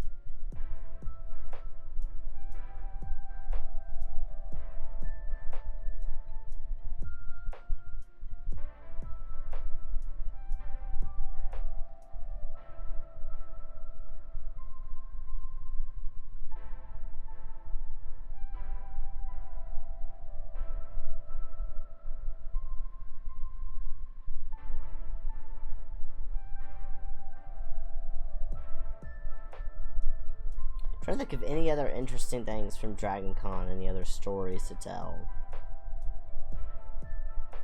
It was a very busy 5 days, however many days it was. Ugh. And I have not recovered any sleep from it, because I didn't have enough PTO days, because my job doesn't really give you many at all. So I didn't have any when we got back. We got back on Monday, and I had work first thing Tuesday morning. So no break for me. It's the same thing when we went to the Canada trip for the roleplay relay. Like, the very next day, right back to work. No break. But you gotta do what you gotta do when you don't have leave, and you can't afford to take unpaid days.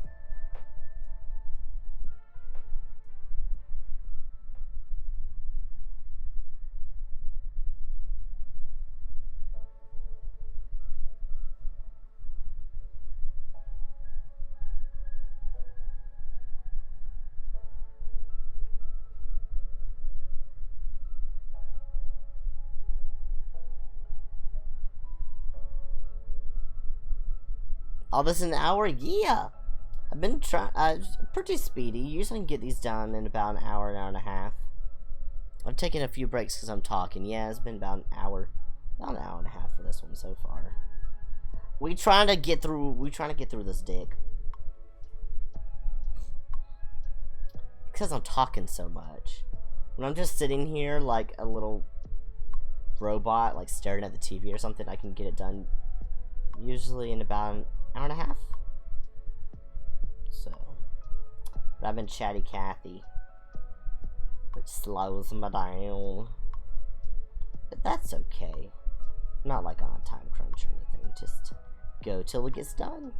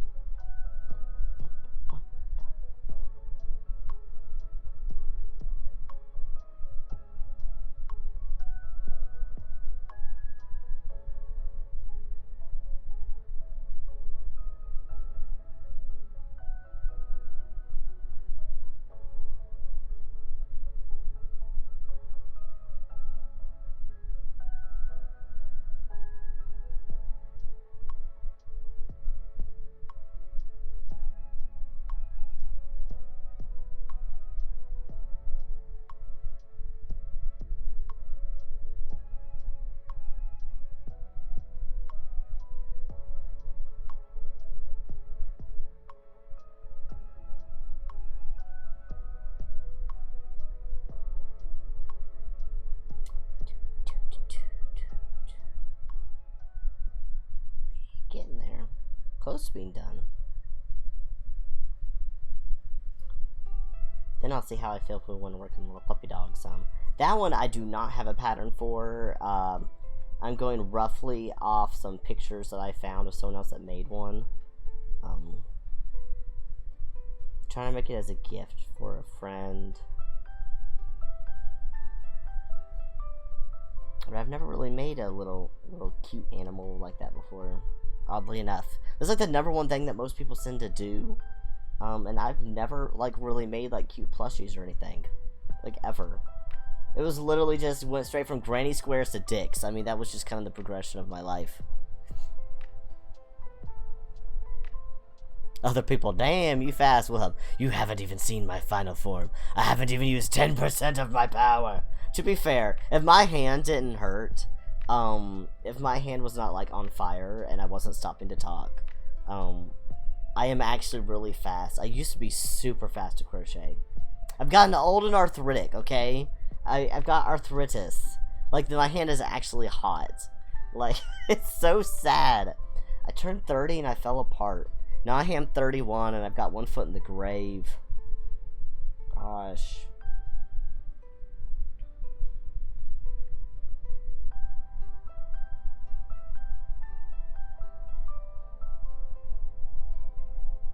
No, I used to be extremely fast at crocheting. In general, I think my hands just have good, like, quick twitch muscles or something, and that's it. Like, typing, I'm extremely fast typing for some reason. Very fast typing speed.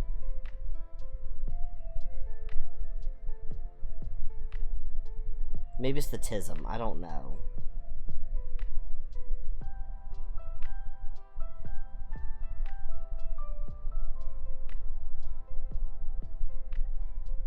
But it's like things where your hands just get in a rhythm and there's a pattern to it like this. I don't know. It's like it's like I just go on autopilot. Can confirms your hands are hot, have great quick twitch muscles, and are very quick to work a dick. Oh my god. I think Moose is being horny on main right now. I mean, this is the channel for it. I marked it as 18 plus, so have at it. Have at it tonight. Maybe I shouldn't let you have permission. You do not need permission to act up. Sometimes you'll be doing the most. Alright, let's see. Scrunch that.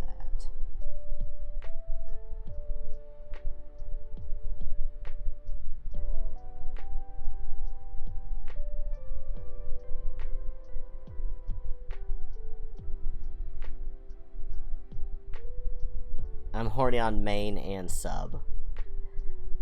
I mean, you're not wrong.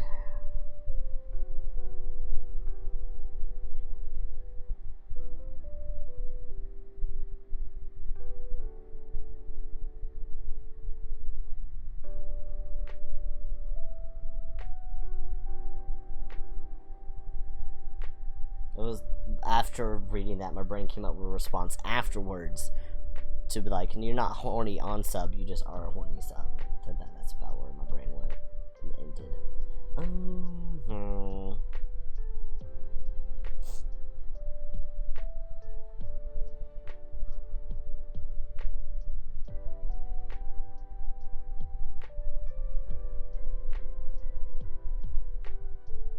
See how that works. I might have to trim these to make them a better shape. But overall, that looks pretty good.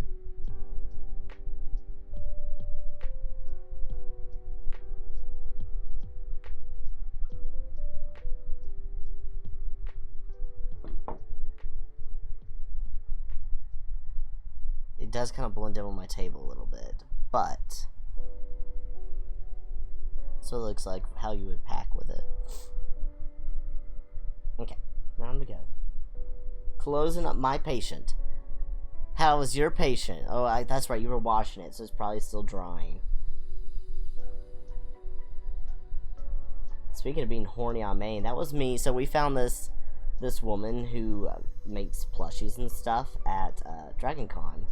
And I'm actually messaging her right now, getting a commission. She's making me Ghost Daddy Raru from Tears of the Kingdom. I'm extremely excited, because we all know I have problems. And, but she, Lovely Moose, got for me, before she sold out, like on the first day, he got me a side-on plushie. And y'all know how I do be thirsting for some side-on. So I was very excited to have that. So he wins Best Husband Award for that, for getting me my side-on plushie. And then I was talking to her and talking about Raru, and she's like, oh yeah, like, she's like, I've been thinking about making one. I'm like, I will commission one from you. So I've been messaging her as she's working out the details on him. So I'm very excited. So I have a side-on plush now from her. I'm gonna have a Raru plush. It's great.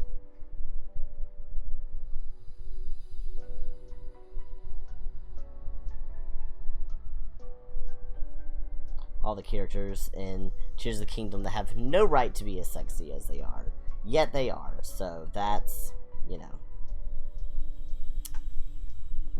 that's the company's fault for making them that way.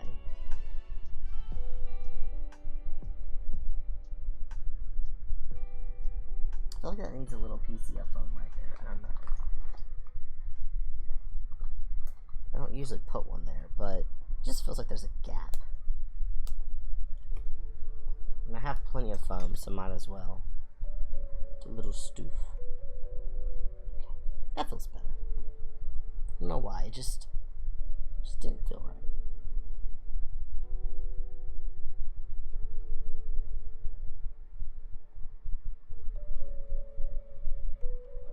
There was just a void. And we don't want hollow dicks. We want dicks with substance.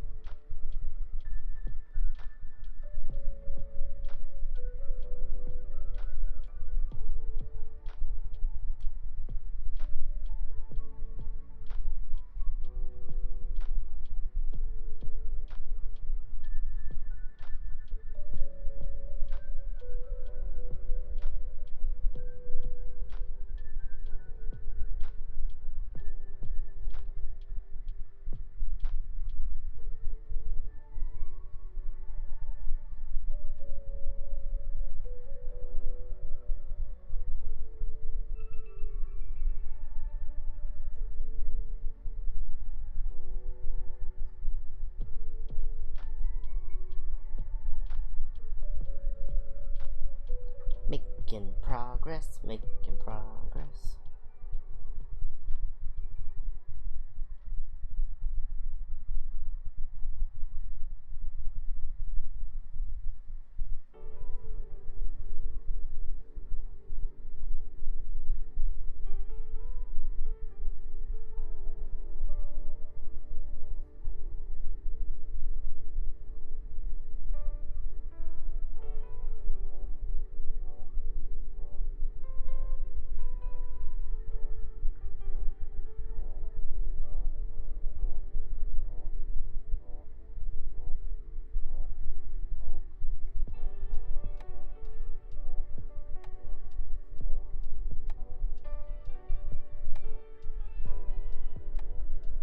Smoosh, smoosh.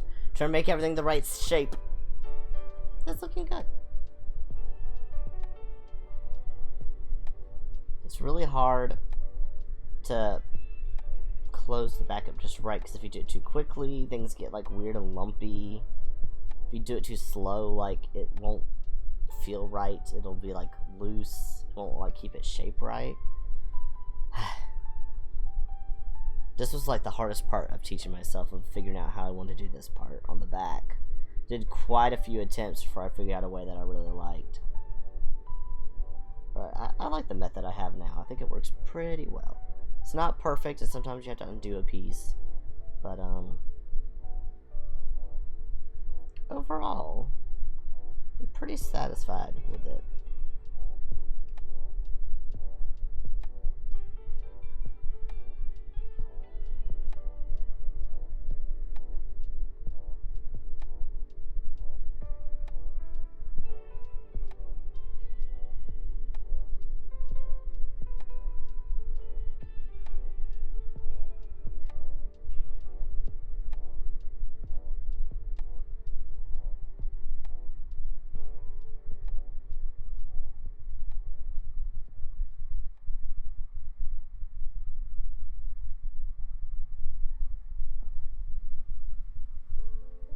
I have a really bad habit of like I crochet closer and closer to my body, because I get like right up in my face what I'm doing, but then I'm like, no, I need to sit it where the camera can see.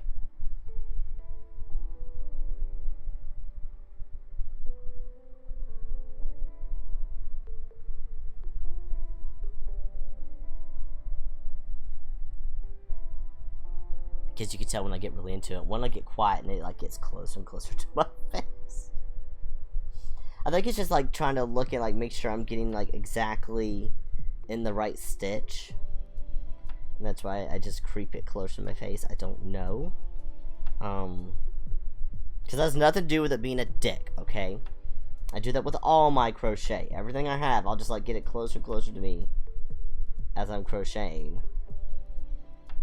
I'm not sure why.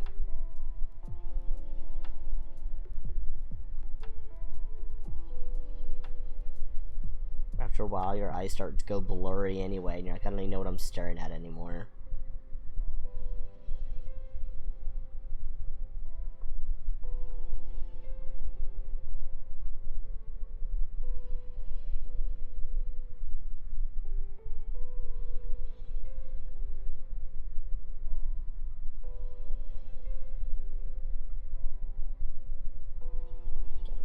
Before I completely close it up, do need to connect to the front.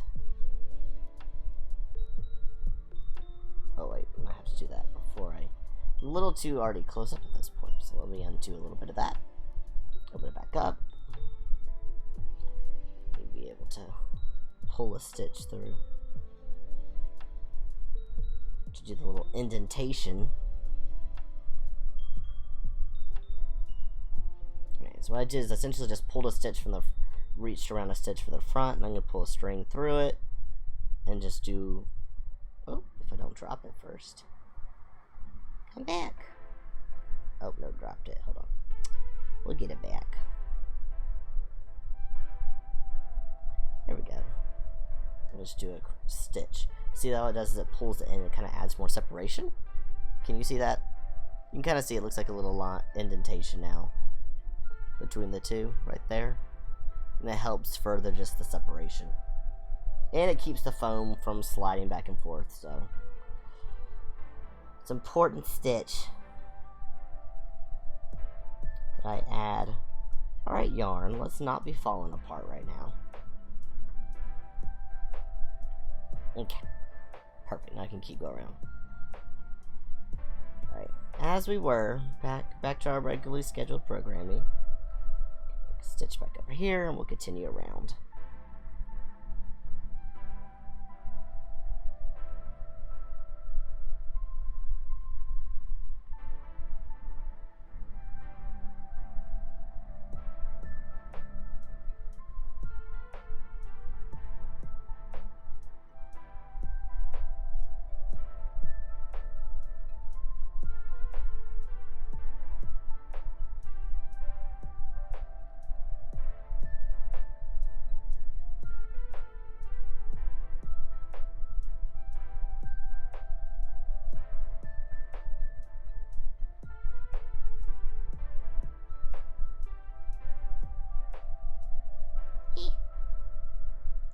There we go. Almost done.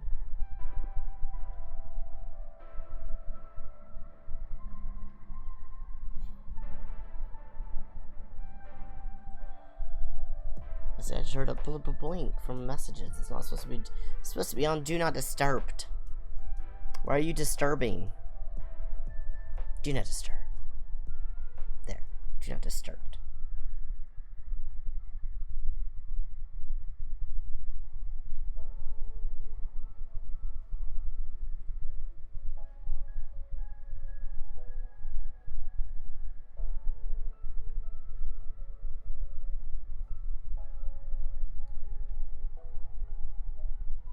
Alrighty, there we go. So that is done. So this is what I was talking about earlier about hiding your strings. So when you're done, you'll have like a little tail, you know, after cutting everything off. But when it's a 3D object, you can literally just stick your hook into it and pull it inside so it gets hidden. Oh, the string's a little long. I'll pull it again from this side. Make it disappear. Yeah, I'm pulling things close to my face again. Come on.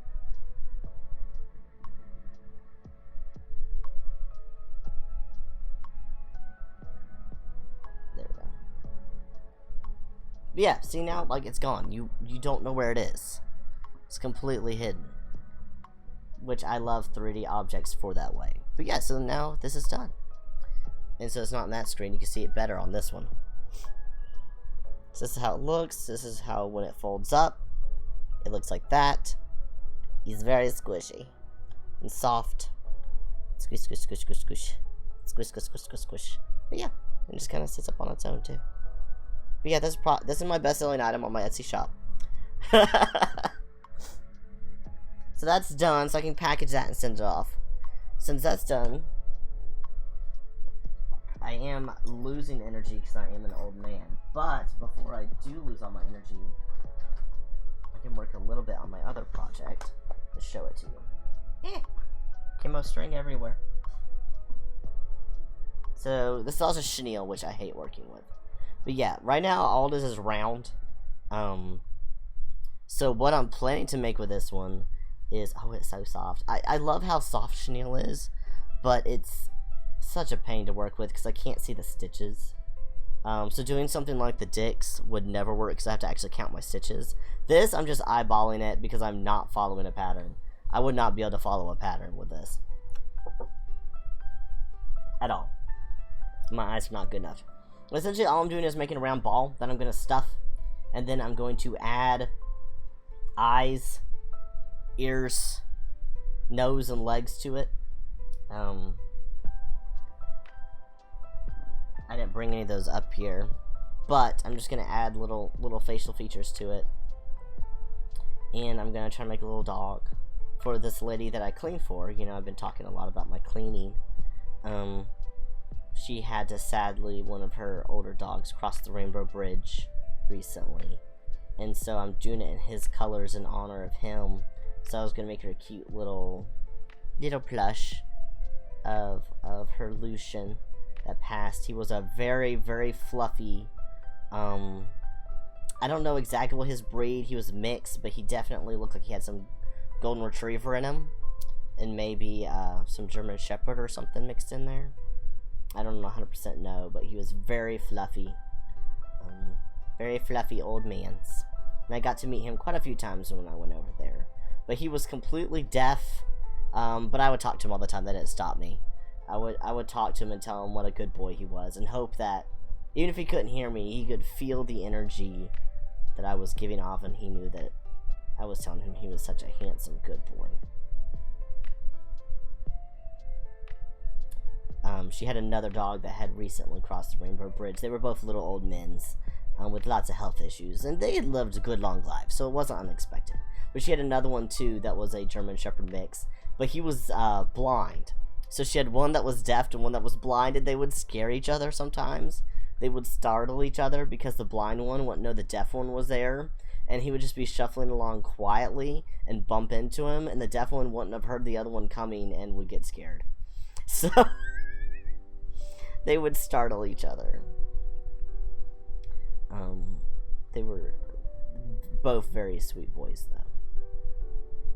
And I did make her, when the other one crossed Rainbow Bridge, I did make her a little LED lamp of him. That's where I actually first started doing the little LED lamps that are in my Etsy store. I am able to use my Cricut and make custom images of pretty much anything you want.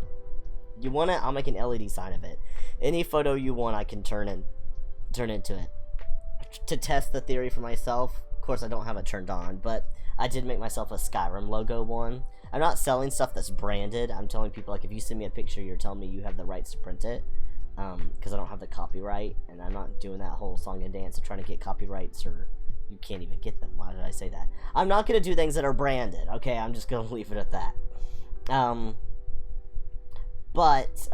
So if someone sends me their logo, I'm like, I'm assuming you have the rights to this logo, and you're saying that it's yours. So if anyone comes at me for making it, I'm like, look, they said they owned it, and they were giving me rights to make it, so. But yeah, so I made her, I took a picture of him and outlined it, so she has a little glowy LED light of the first one, and then I was like, I want to do something different for this one, so I'm trying to make a cute little plush out of him. We'll see how that goes. I'm hoping it turns out cute. If not, I'm not giving it to her. If it doesn't turn out good, it's not going. I'm sure she would still be like, oh, that's so sweet, but like, I don't want to be like, I can do better. I'm extremely critical of my work, so I want to make sure I think it's up to standard before I give it to her. It's already turning out a little bigger than I wanted to. But again, I am not using a pattern. I'm just kind of letting the yarn do as the yarn will.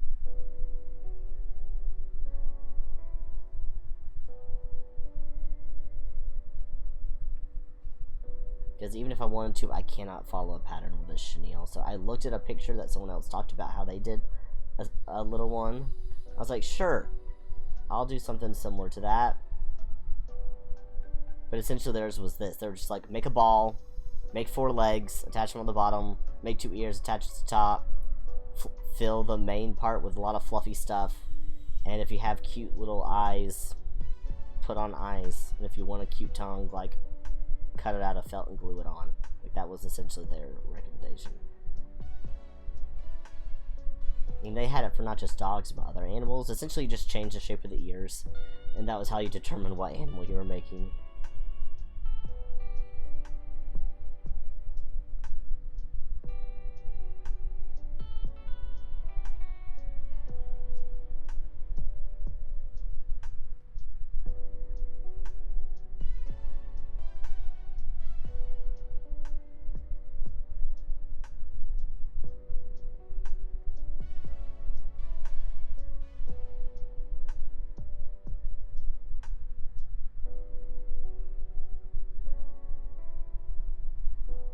Even the dick's done, I'm going to set it over here. So we know that it's finished. It is still on screen. It has not been forgotten. And as you see, this is the skein that was pulled from the outside. I don't even think it had an inside to pull from. A lot of these little ones get wrapped this way and they don't. So right now it'll be great, but when I get about halfway through it, this one's going to become a tangled mess to deal with. Just already know. Not to mention that chenille, and chenille is a pain. Loves to stick to itself and get tangled up.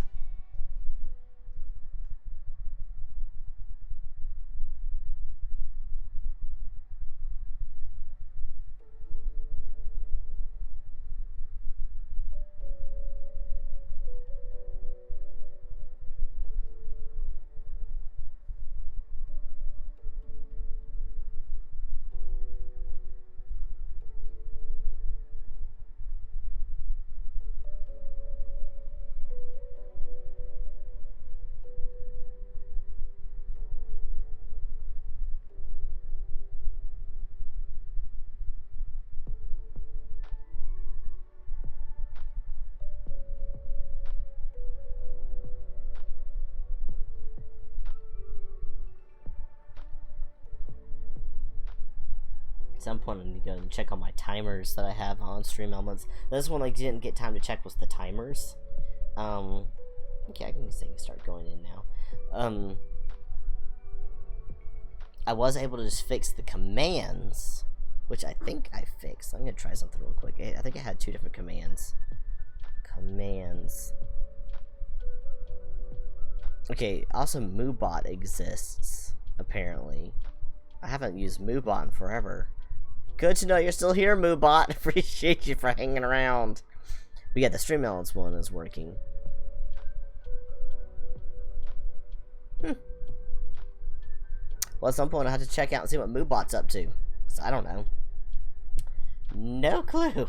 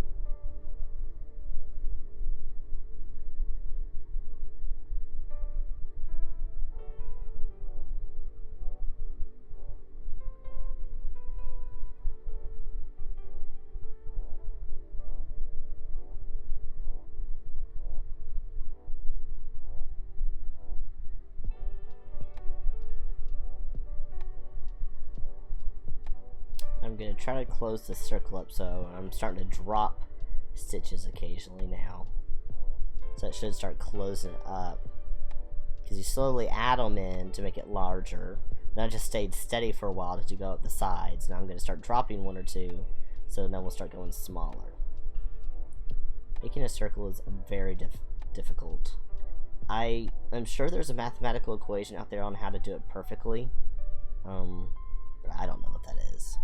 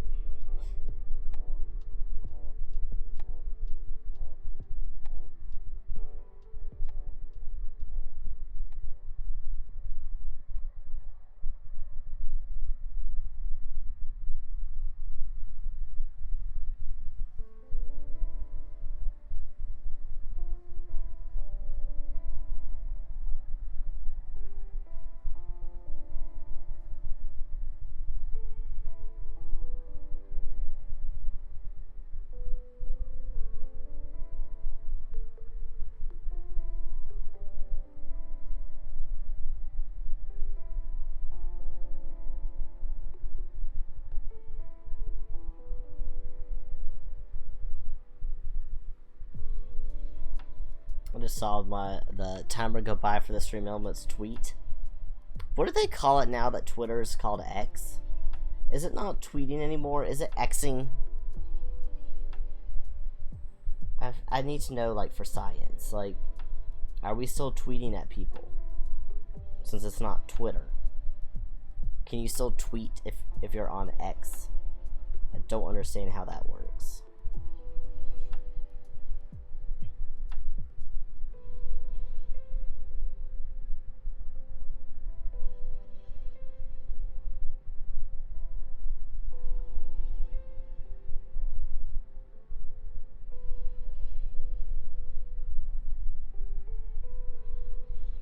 And also, are all your connections then your exes? Are your followers all now your exes? Because they're on X? Yeah, like, you know, these are important questions.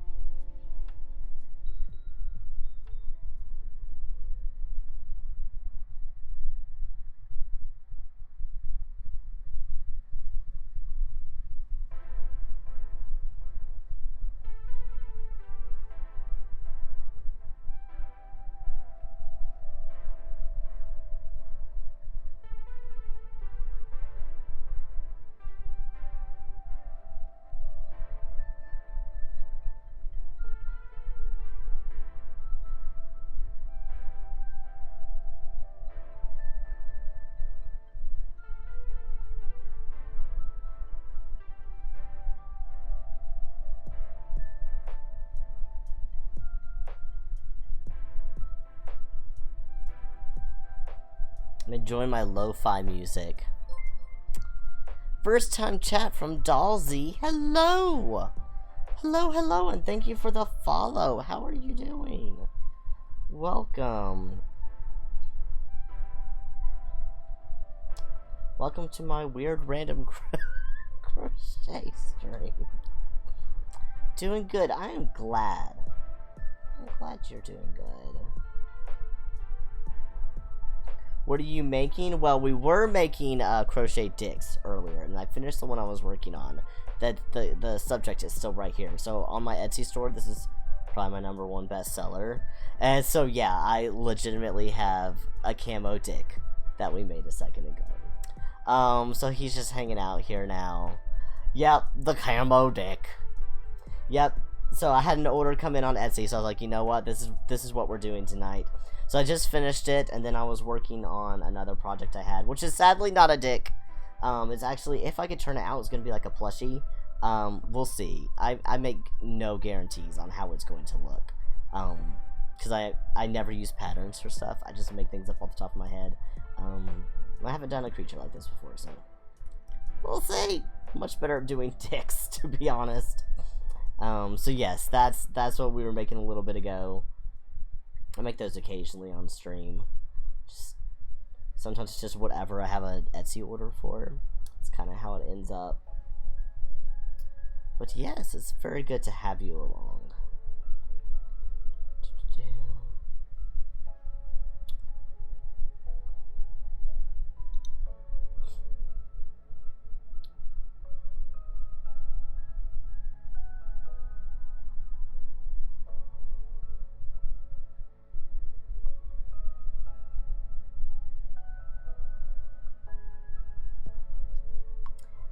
Like I was saying earlier, I was talking earlier about one of my most recent crochet projects has been CC hats from Tears of the Kingdom, the most recent Legend of Zelda game. The mushroom hats from Hateno Village, if I can pronounce it right. That probably isn't right. But the CC special hats are just these giant mushrooms. I made 2 of those for when we went to dragoncon. And it took me 25 hours to make the first one. And then Moose was like, well, he needs one now. It took me a little less time with his because I had figured out some of the issues with mine. Mine had a lot of troubleshooting while making it. His I did in about 15 to 20 hours, somewhere around there. I wasn't tracking it as closely, but it definitely was less time. But I am thinking about making myself another one. Because I would like to, I don't know, I would like to make myself a little bit better one. His just turned out so much better than mine.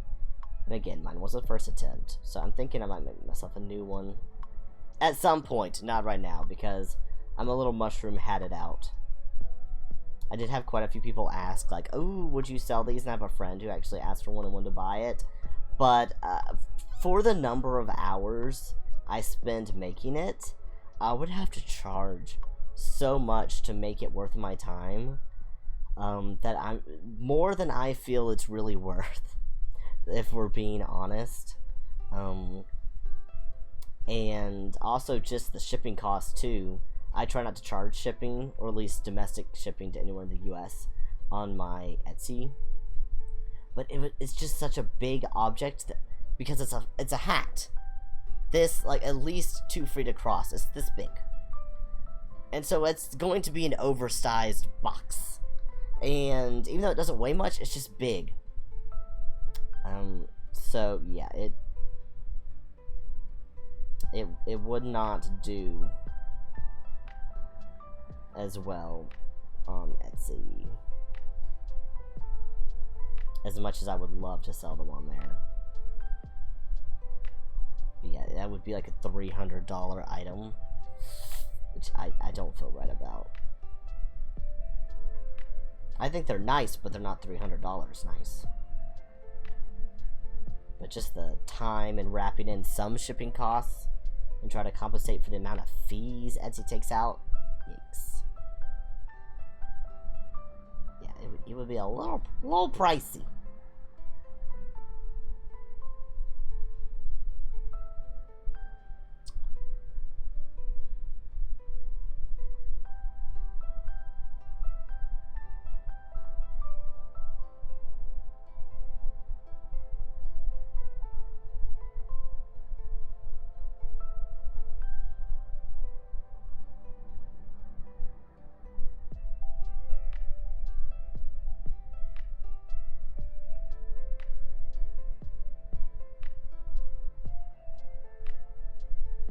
Can't tell if this is doing the shape I want it to or not. So, we'll find out soon.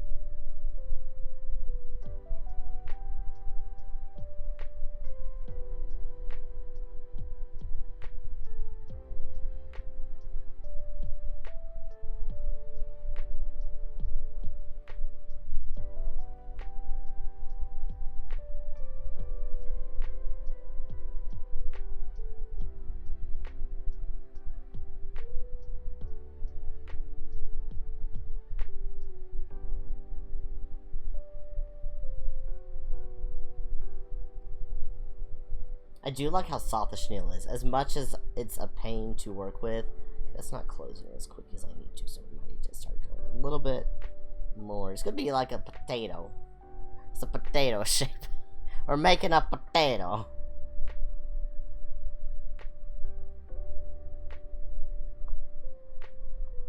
Pull this out. Drop another stitch over here. Start bringing in this side. It's just a little off. A little off.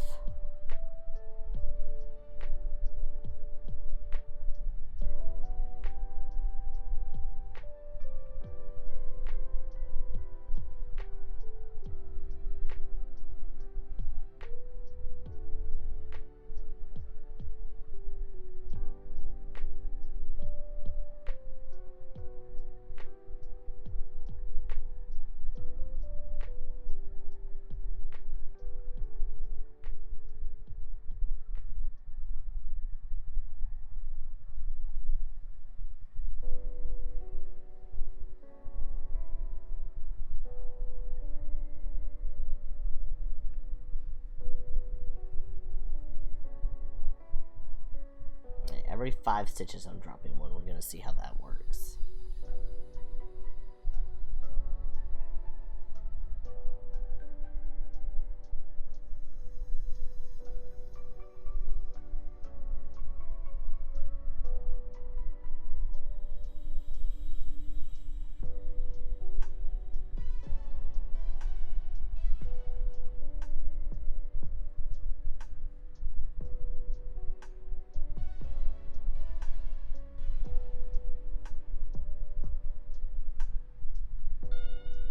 At least I know how to make a potato. This is definitely a potato. I don't know if it's going to turn into a dog, but it's a potato. Oh, I didn't bring any floof with me. Any floof, unless I'm just going to roll this up. Instead of stuffing. We'll see. I'll probably just use stuffing. I'll just have to go get some from downstairs when I want it.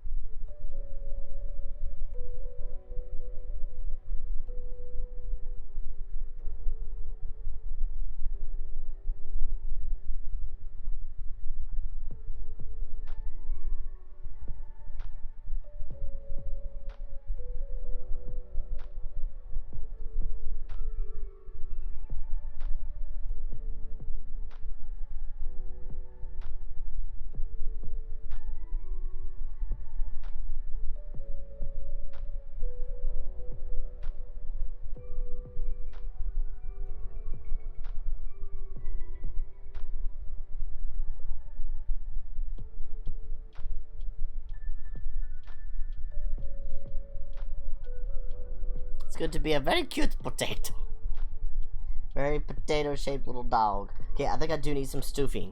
I'm gonna go get stuffing because Moose is busy and cannot bring me any. So I'm gonna put us on a quick BRB, and so enjoy the music while I'm gone, and I shall be right back in like a minute or two.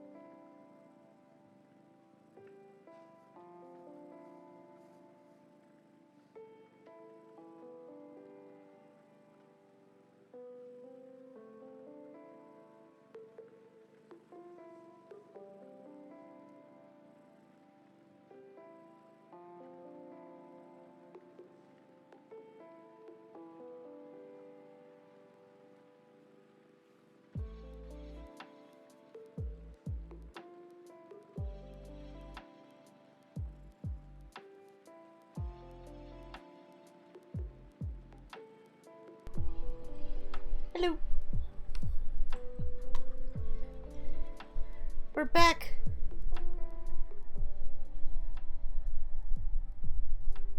We're back. We're back.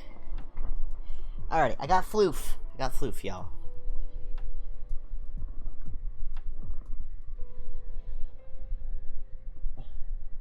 Floof. Do you think that's enough? Do you think that's enough floof?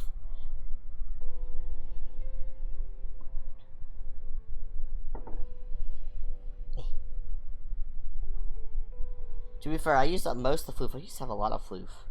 But thankfully, because I've had it for forever. You know, like you'll buy it for a project, and then it just hangs around. Well, I had some from previous cosplay where I'd made some, sewn some plushies. And I just had it for years and years and years and years. And it was just living in my craft stuff. And then I finally have used most of it now because I turned it into the mushroom hats.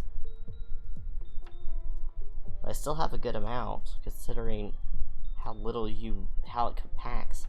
I just know I want to stuff it pretty well, so it's pretty, so it's not too squishy. I can put more in as I go around. That's actually not too bad. It's actually pretty round, all things considered.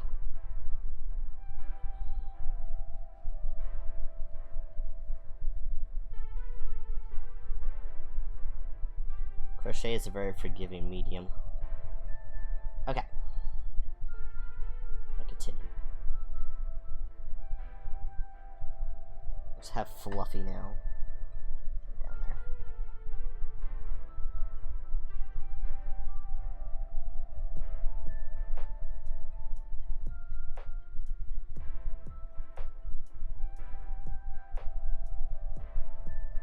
At this point, I'm going to go into every third one now to really finish this off.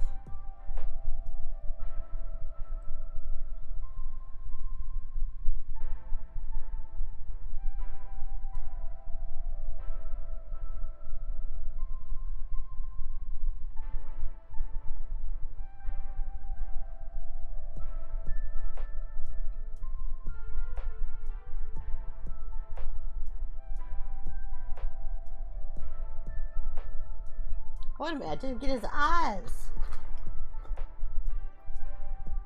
Well, I can't close him up without his eyes. I'm gonna have to go downstairs and get his eyes. Hold on again. I will leave y'all just watching though, so you know I'll be literally right back, okay? Okay. You watch, make sure he doesn't go anywhere.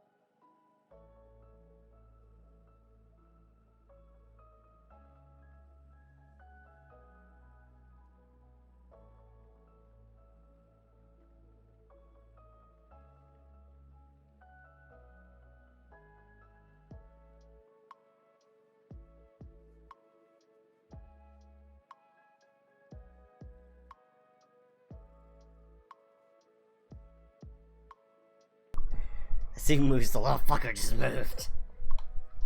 Ooh, it's a spooky stream. Things are moving on their own. I have eyeballs. Okay, what all do I have to pick from? These are the little round eyes. This is the bats. Could have sworn I had some noses, but maybe all I have is eyes. These are itty bitty tiny eyes. That's like medium eyes. These are big eyes. And like more medium eyes. Got like 5 different sizes of eyes. These are better though. Look, these are the cute anime eyes. Look at these little guys. Look how stinking cute that would be.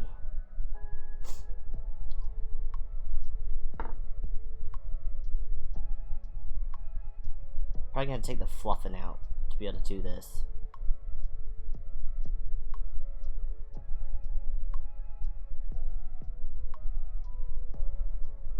Well, I might be able to do it on the side.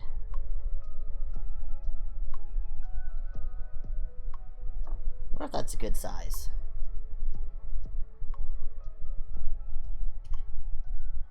I'm still not 100% certain where I should even put the eyes, if I'm being honest.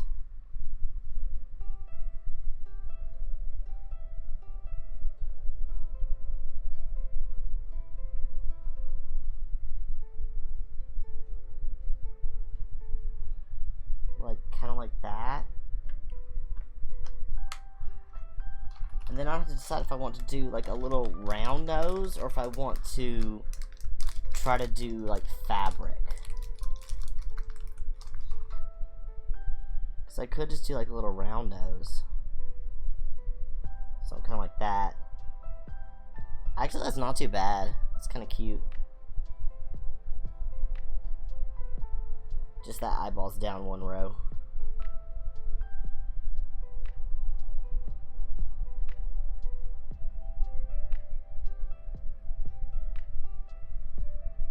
Kind of do that, and then just have like the little feet on the bottom and the ears on top. That's cute. Do they get any like the eyes bigger though? There's just some tiny eyes. I have really big eyes.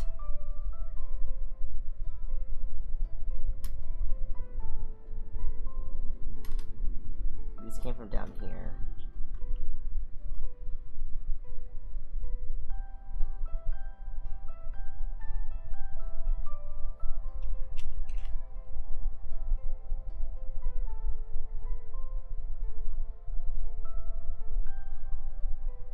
Big eyes are always cute.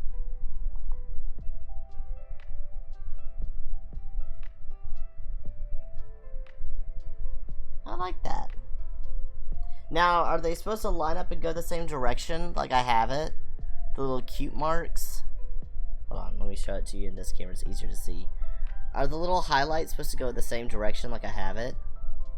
Or are they supposed to go like opposite sides?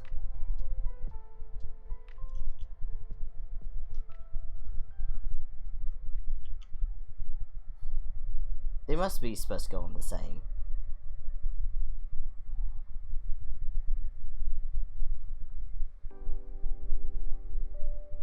No, they look better up. Look to see if they look better down or up.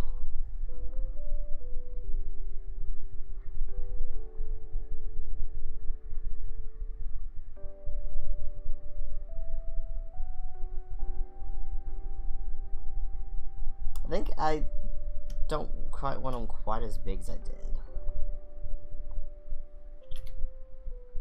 I actually kind of like that medium size. I think we're gonna go back with the medium ones.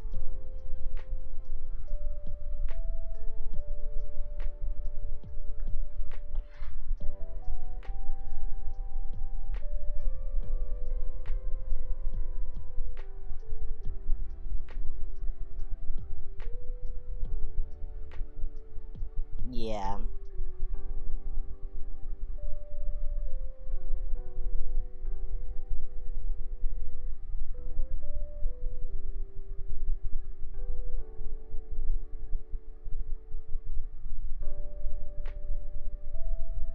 I think I just like that with that nose better.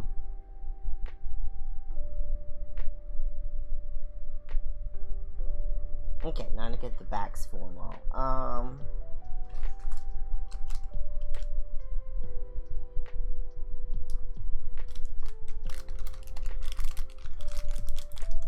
don't know if they use these tiny backs or not.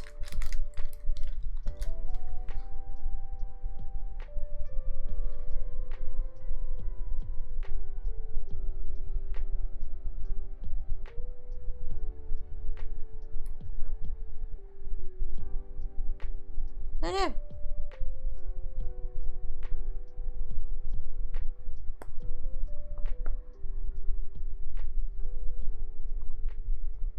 Seems to fit on it. The joy of learning how to do things that you've never done before in crafts.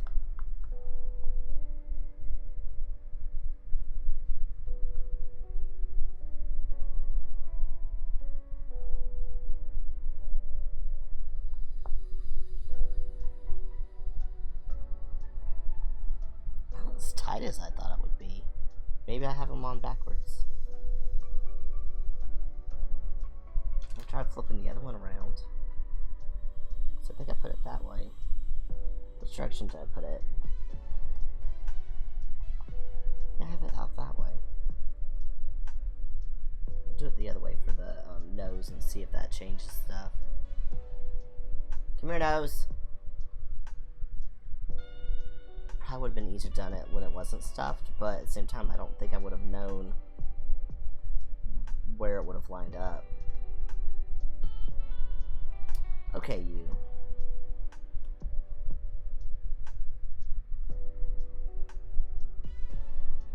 It's like, I know where you go now. Just come here. Yeah, I don't know if you're supposed to face in or out. Oh, definitely goes that way. That is much tighter. Oh, that stays much better. Okay. Yeah, so this is definitely backwards. With it out like this. Of course, I don't think I can fix it at this point. Like, I think it's now one with the toy. Oh, wait, no, I can fix it. Okay. Yeah, that definitely holds it in tighter. Okay, so the cup turns around the opposite way my brain would have thought it would go. That's because it probably grabs the fabric and kind of pinches it in the little open cup area.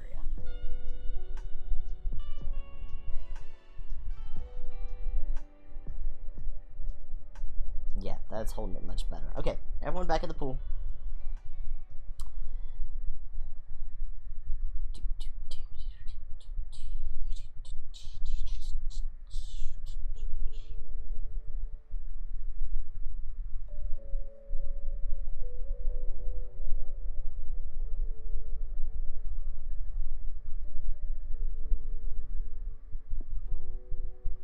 There we go.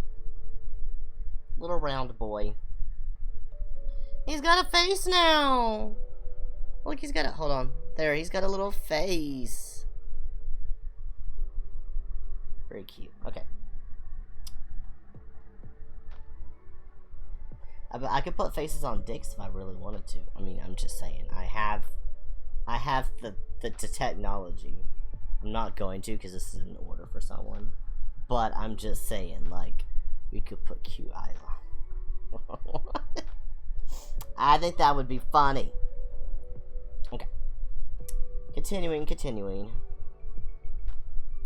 To regularly scheduled programming.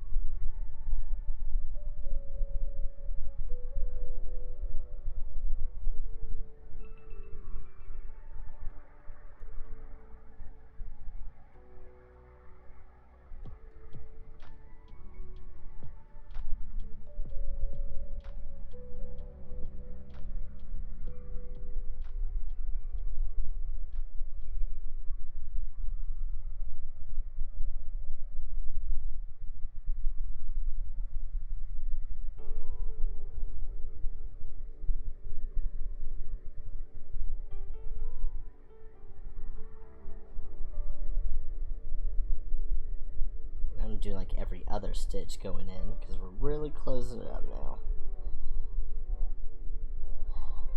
Oops. My hands can remember how to crochet. There we go.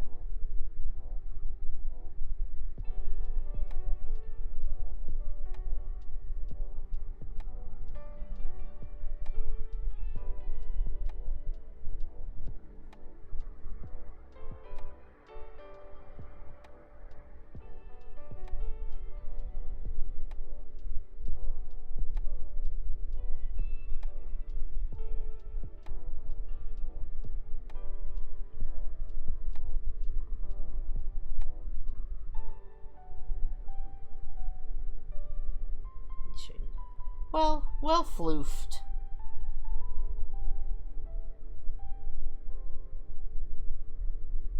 Make sure we're well floofed.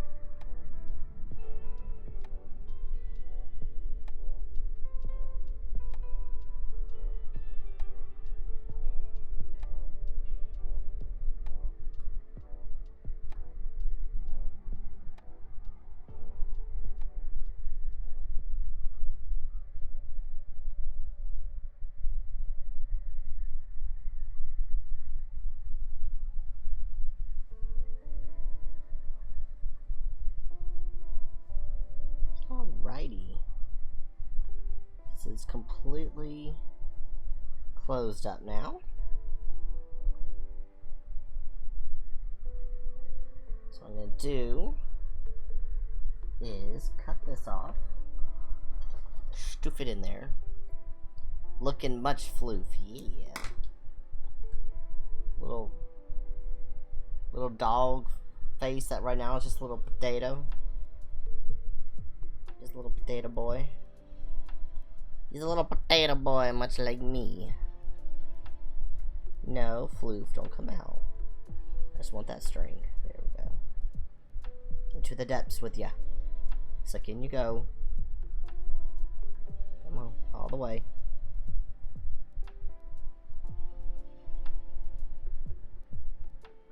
Perfect. Come out. Okay, so we got our end tucked in. Little potato boys, all potatoed. Very fluffy. Very cute. It's very round. So far so good. He's just a little potato. I'm actually happy with him. He actually turned out real cute. Now we just gotta add his little feet and ears and such. But yeah, so that's him. Little round boy. What I'm gonna try to do. So they just made 4 feet that were all the same, a little tail and little ears. So I don't really know how they did it. Again, their instructions weren't particularly easy to follow, and I can't really do stitch by stitch with this yarn, so I'm not talented enough. So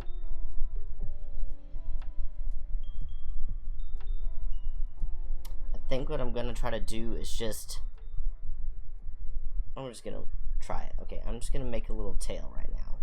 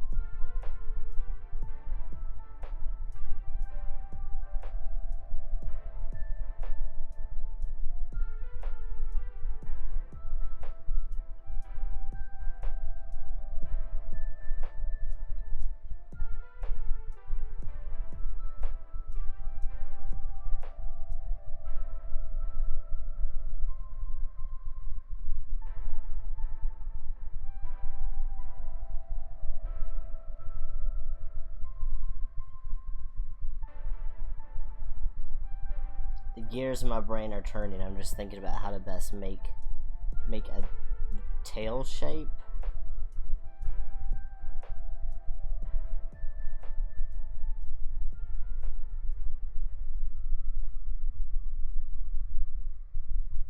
Just to make it kind of like golden retriever-y like. I'm not 100% certain, I'm just trying to think.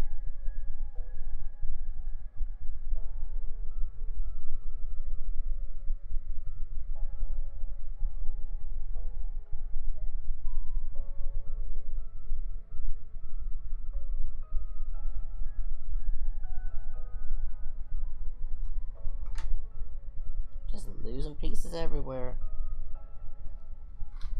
To bag all these up later so I don't lose them.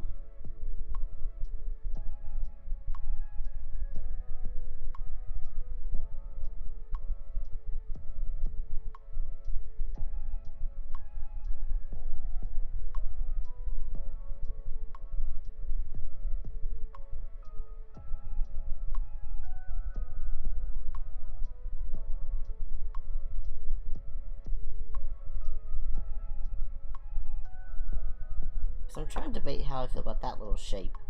So it's kind of like the tail of a little, and then if I just put it exact opposite of his little face, like kind of like that, it kind of looks like a little swoosh swoosh tail. I think that's kind of cute. I'll keep that over to the side for now as a possible piece. I'll attach things later once I get everything done, and I can pose it and make sure I have it like I want. But I think that's a cute little tail. That shape. This is going to be to tie it on. I think that should work, like a little tail. Show it to this camera. It's hard for you to see. It's just hard for you to see, kind of like that. I don't know. We'll see. We'll see how I feel about it in a little bit.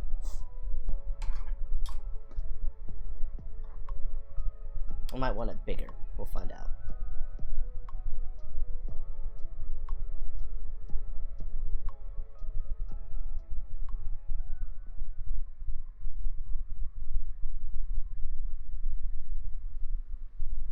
Also, that's about the length I need for the feet. Maybe do a bit longer.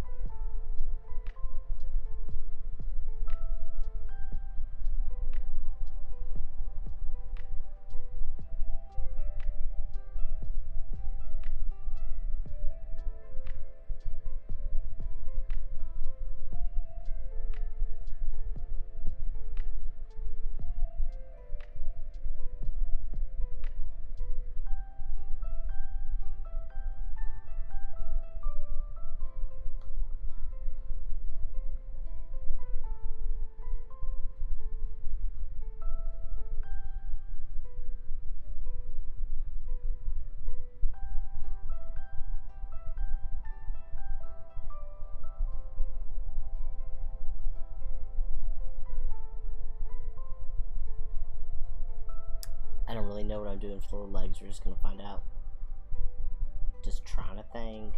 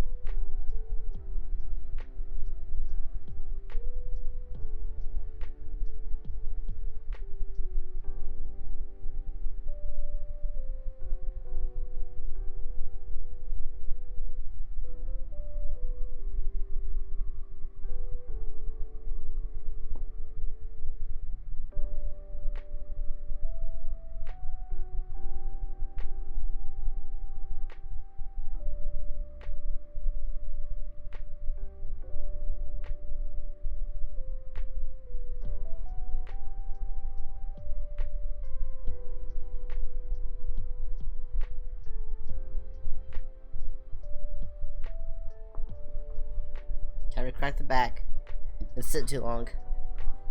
Alright.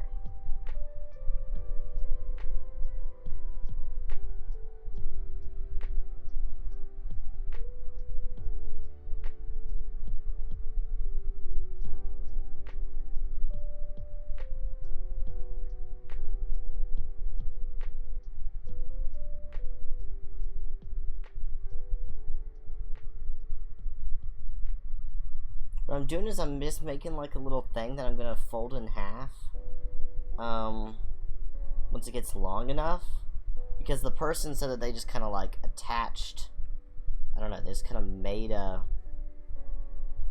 I don't know, you'll see what I'm trying to do. I really don't know if what I'm doing is gonna work or not. Essentially just making little things, fold them over, but leaving them hollow, so it's just like 2 layers of crochet and you don't actually stuff it. I don't know. I'm gonna see if what I'm doing even remotely works and looks okay. So I'm not certain.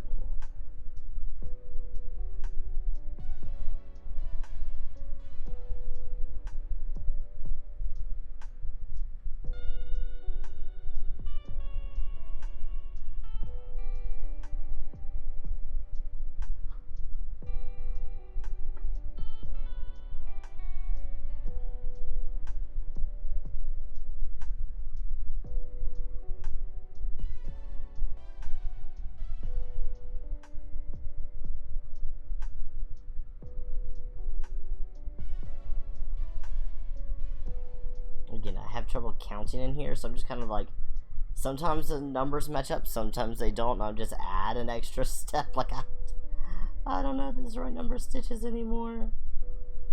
It's definitely not a square.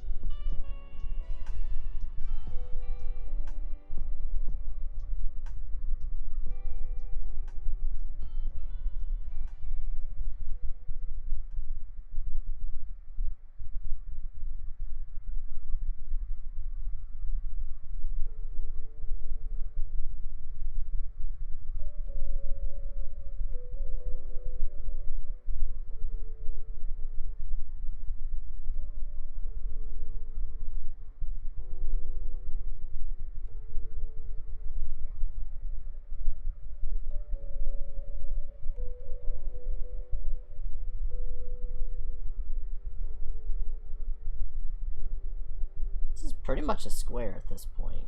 That's what I was trying to get to, is getting to like a square. Is the ball something crouched or just a ball of yarn? Asking for science. Awesome, a gay icon boyfriend Klaus. Yes! He's wearing his fierce thing. So this is actually a little, it's got a little face on it right now. This, I finished the dick we were working on. That's going to an Etsy person. This was going to be a little plushy dog, so I kind of switched off the dicks for the second. So yeah, he's a little crocheted. He looks like a potato. He looks like a potato right now.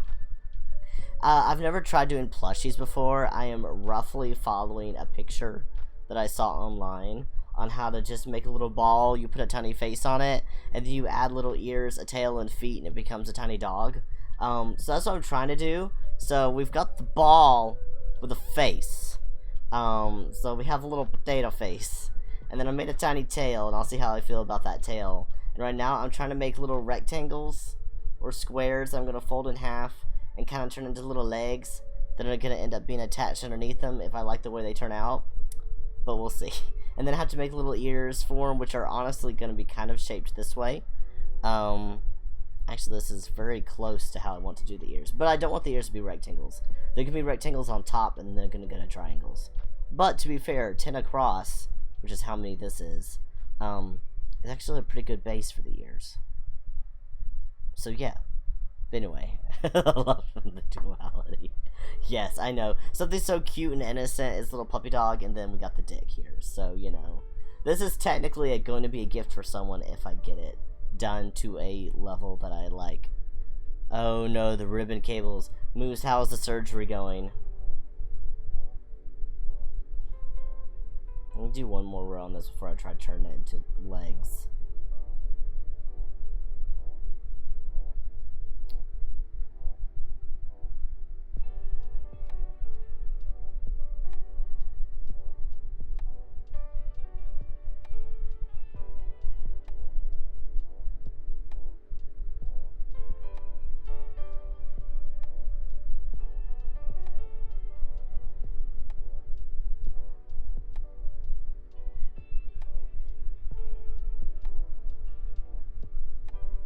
Alright, I'm gonna see now. Okay, so I think what I want to do is just sew it up this way. I want to try to do it this way. I'm trying to see which side I like better.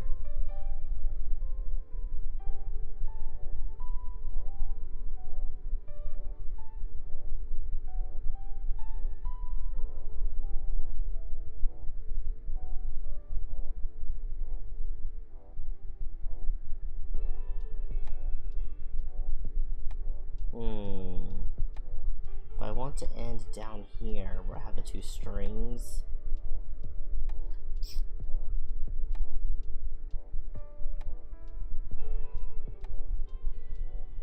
Thinking. See, fuck you, Antidote. Also, love you. I don't mean that. Please don't go. Oh my god, Moose. Not me just reading Moose's message above. Can't confirm. Oh no. Moose, you slut. He really is. He really is. Moose is a slut. He's having his hoe phase, but his hoe phase is every day, all day.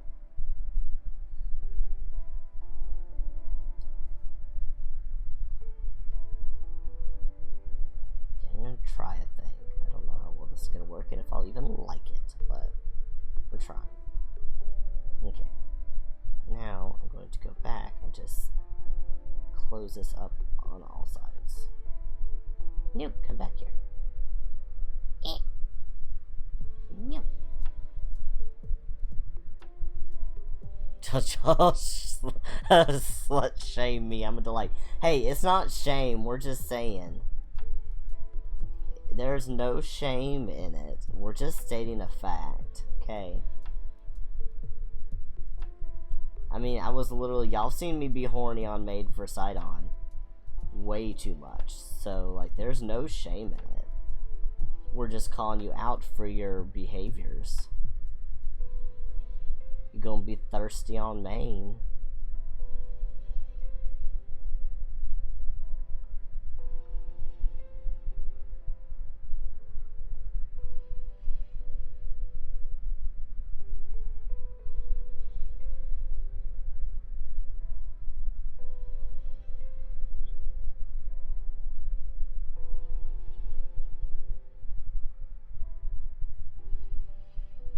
Yes, we don't slut shame in this house. We love sluts. Absolutely. It is not shame. We support it. Eek! Okay, I need to really put these up because I thought putting the yarn ball off to the side would make this better. No, I'm still knocking these every which way. There, go hide over there. Since I don't have a baggie to put y'all in right now.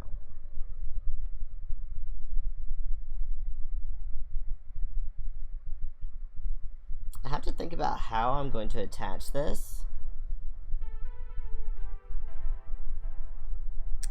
It's not a whorehouse, it's a whore home. I love that. Yes, it's the whore home. Okay. So I have this thing, which could be a little leg. I'm still not 100% certain how I'm going to attach the limbs to the dog. I don't quite know at this point. The instructions that I was reading literally were like, just attach them. Thanks. Thanks. That's so helpful. I'm leaving the strings on, but I don't think I'm going to end up using the strings to attach them. But the idea is that you make 4 of these. And then you attach them underneath so he has little feet sticking out. So like, see if you look at him. Hold on, this is a better camera. So that way if you're looking at him, it looks like he's got a little foot. We'll sit on his tiny foot. So he'll have 4 of those, is the idea. I'll see what I think about it once I get more of them made.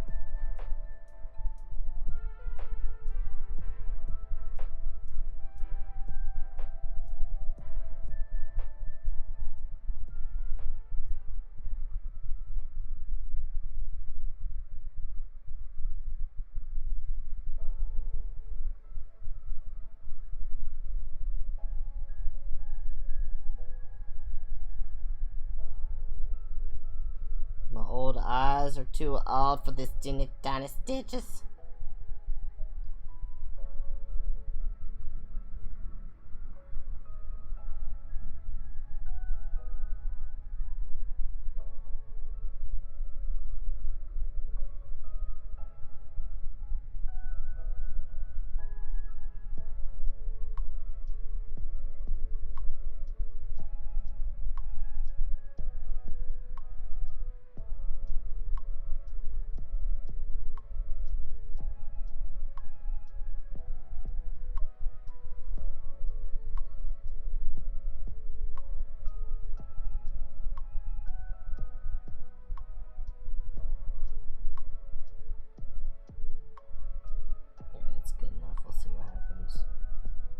Trying to get to this last stitch, but I can't see where it is.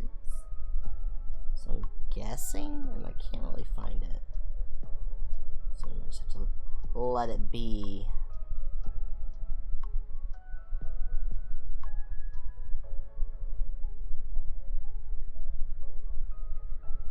To be fair, crochet is a very forgiving art form.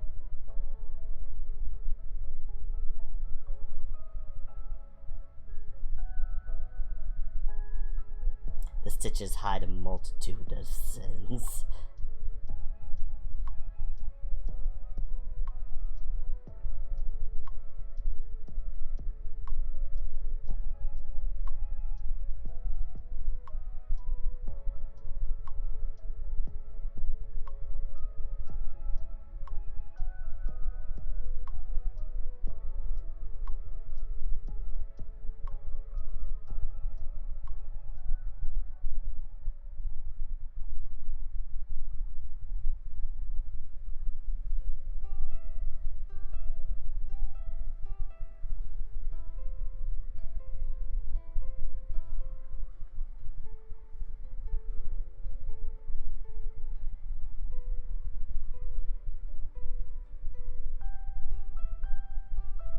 I just remembered another thing from the dragoncon I can tell y'all about. We went to this one panel. So, for anyone who hasn't been to dragoncon and doesn't know. Oh, sorry, sleepy. They have different tracks. So if you want to go and learn all about a certain thing, you can go to like a whole track about it. For example, like I said, I went to a lot of the digital media track. Or a lot of digital media panels that was all on the same track. But they had like a whole supernatural track that was all spooky stuff. Like they had a panel about Ouija boards. I didn't get to go to it, but like they had it. Well, one of the ones in the spooky track that we did get to go to, that I went with Moose and Willow, we went to one. It was a spirit box one. And the whole reason I wanted to go was because they were like, oh yeah, we're going to do a live demonstration. So it wasn't someone just talking about it, like they were actually going to have one. I was like, oh, I have to see this. It's going to be like Phasmophobia in real life. So they actually they had these 3 people. The people on the panel were not the best. Honestly, there was a dude who was like a ghost hunter just sitting in the front row. And I feel like he would have been a much better person to lead the panel. But so they had this panel of 3 people who are all like ghost hunters. What time is it? It's only a little after 11. Why am I just suddenly yawning? But they were talking about like their own experience, like hunting spirits, and talked about how the spirit boxes work and yada yada. They didn't know any of the details on how they actually work. Like the information they were talking about was like not correct. And I was like, that's not how the box works. That's not what it does. But anyway, so they actually had like a live thing, and they played some sounds for us, supposedly of actual voices they've recorded before, but the recordings were really horrible.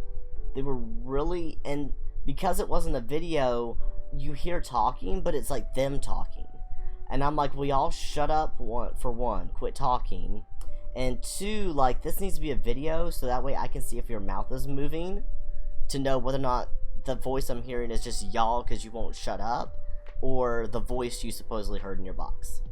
So that was like my take on their audio clips. Also, they don't know how to trim audio. Like, it was very, very bad. They didn't know anything what they were doing. They could have gone to the digital media track. They needed it. They needed some help. But anyway, they had a part where they had their box going, which already they said it didn't work right unless you had it in like a Faraday cage to keep out like radio signals in our phones. They didn't even have it in one. They were in the bottom floor of a hotel with thousands of people around, and were expecting to try to get words through it. So of course all you're hearing is from people's phone conversations and the radio. Like, you're not hearing any spirits. All you're hearing is the stuff around you, because they didn't even put it in the cage like they were supposed to keep out outside signals. But anywho, all that aside, they had the box going, and what they would do is they had a group of people that would stand outside the room to ask the spirit questions, and they would write down the questions. Then someone was sitting on the inside, who's not trained to listen to these, might I add, just a random person in the audience, to put the headset on and listen to what they think are words and just shout out any words they hear. One, they weren't doing it right because you're supposed to have things that are over 1 syllable. Like, the words aren't supposed to count if it's 1 syllable, like yes and no.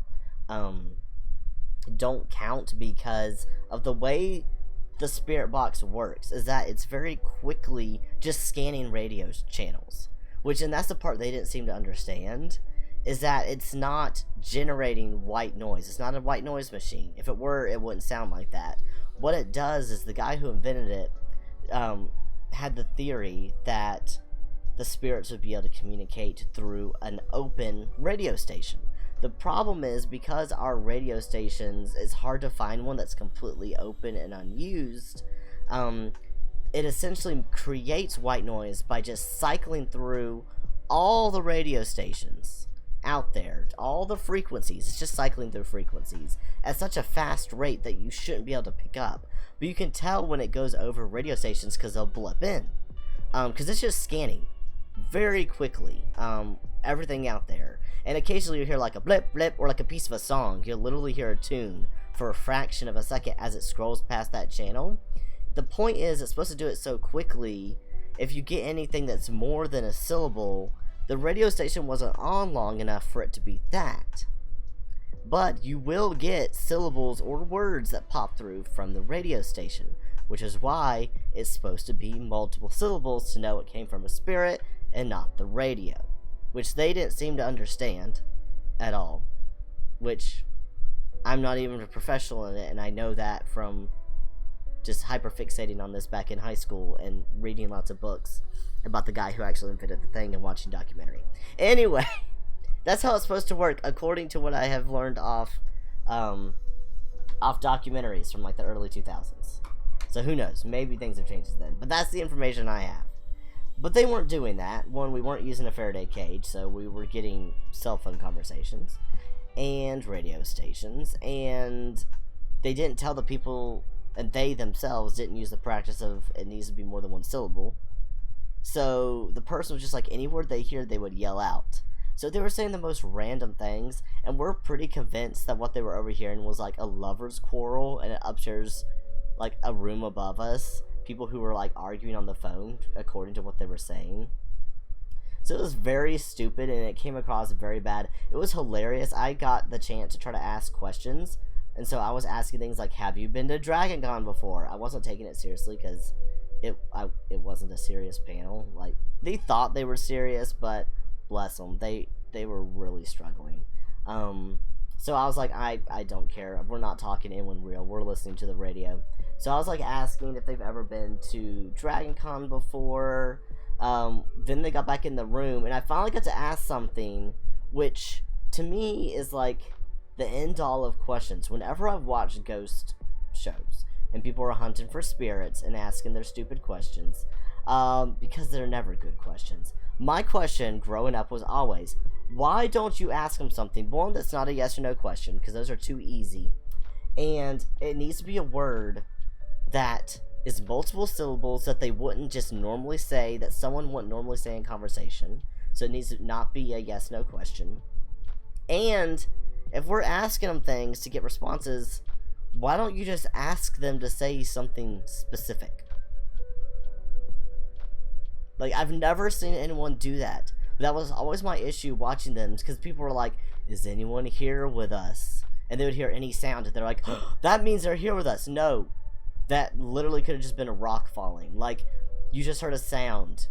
But if you ask them to say something specific, and you get that something specific back, without a shadow of doubt, something is talking to you. So, and I've never seen anyone do that.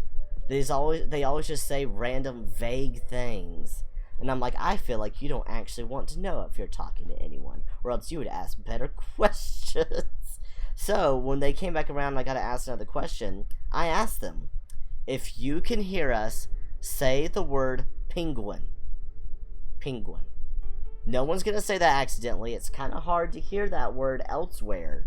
So if you get a penguin back, you know they heard you. Like, it's 100%. You have taken all the guesswork out at that point. So it's not even like you going like, can you hear us? And you think you hear a yes. Like, no. Like, I'm like, I gave them a word to say. So theoretically, if anyone really wanted to communicate, they just have to say that one word, and we know they're communicating with us. Well, I got nothing. No answer whatsoever, not even a sound. Moose was there with me. And after there was no response, he goes, you didn't get anything. Not even a newt. And I just died. I was like literally in the middle of trying to take a sip of my drink, and I about drowned myself. I didn't get anything. Not as much as a newt. But yeah, so I was thoroughly convinced there was no one there with us. Even though one of the hosts was like convinced he was talking to his ex for some reason. I don't know why. I don't know if it was a shtick he was doing, because it kind of came across as a shtick. Because he was real quick to just, the first thing they're like, oh, we have a voice. He's like, it's probably one of our exes. And immediately was like, oh, wait, that is my ex. I know, because they keep saying, nuh-uh. And that's how she talked. I'm like, one, we haven't heard a single actual phrase come out of this box. And two, I think you're just really wanting to make this interesting and personal and about you. And yeah. So that was my story for the Spirit Box story at DragonCon. Why did this square turn out so much more square-like? Okay. Slightly shorter, but I think that's okay. I'm going to just go up and down the one side. Actually, if we go this way,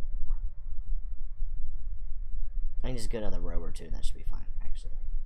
Don't mind me. Yeah, I was very disappointed in the Spirit Box. I wanted to hear some ghost words. Even the clips that they played us, they're like, oh, these are grade A quality. It's very obvious what you hear. Like, you hear it and there's nothing. Or at one point you just hear, you think you need fishing line? Would you like some yarn? I can interest you in some chenille yarn. If there's any fishing line, we'd have it out in the garage, but I don't think we have any. But I was very disappointed in the spirit boxes. We didn't get as much as a newt. And their audio clips sounded terrible. At one point, they're like, oh yeah, listen to this. And you just heard someone walking. And I'm like, this is literally the footsteps of the person holding the microphone. And they're all like, see that? And then we're like, what are we supposed to be hearing? They're like, those footsteps.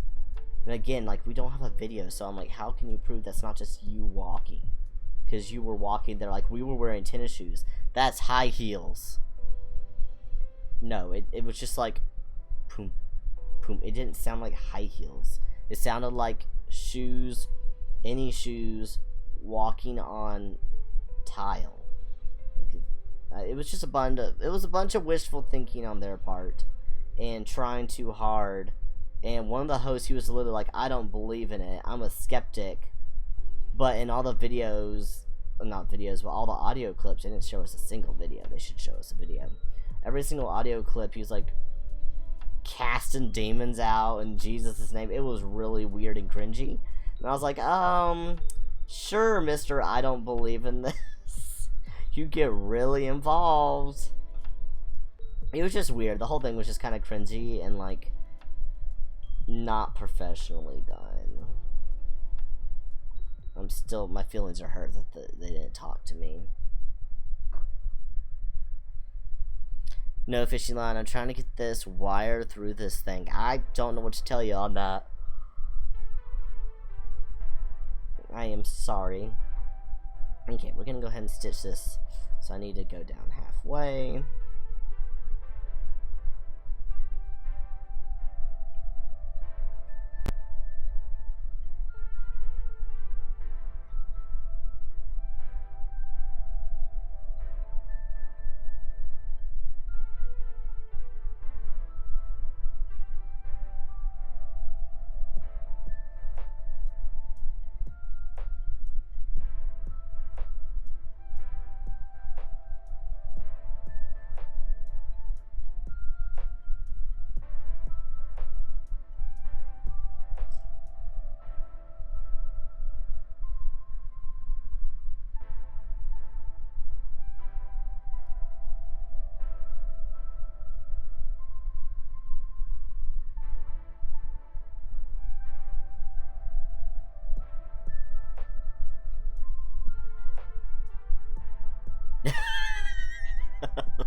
I hope you get the fucking through the fucking thing. Yes, I hope you manage to get the thing. If you don't, we will. I mean, I can go get you fishing wire tomorrow, or fishing line. But I don't not know how to assist at this current state of almost midnight when we have no stores open type of situation.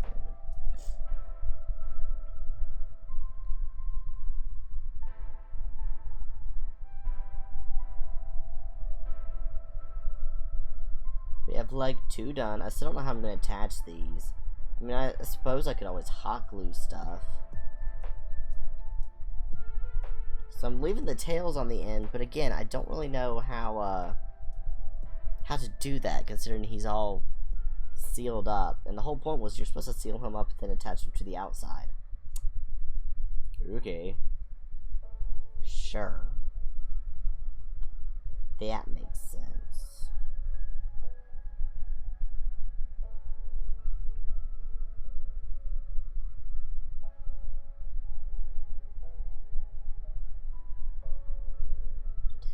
Undo that.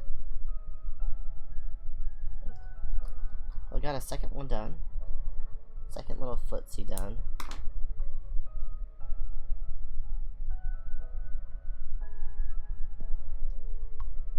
It's the most infuriating design storage I've ever seen. For the wire, I'm sorry. Little feet, we got 2 little feet.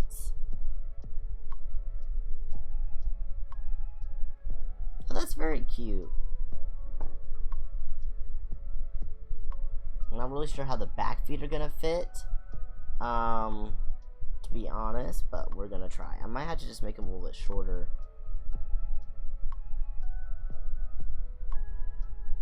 Instead of making them quite so long.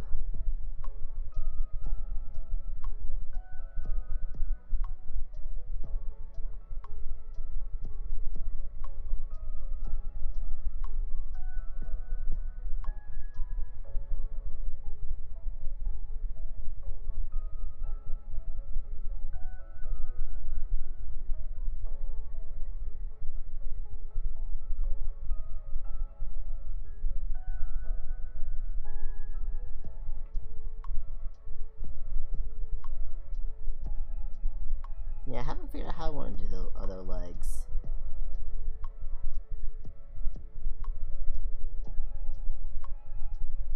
I did them like... Could do that, kind of off to the side.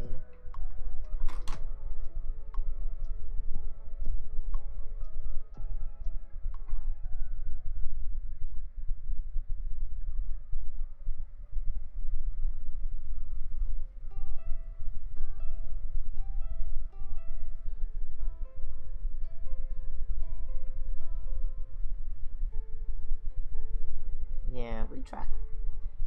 See how it goes.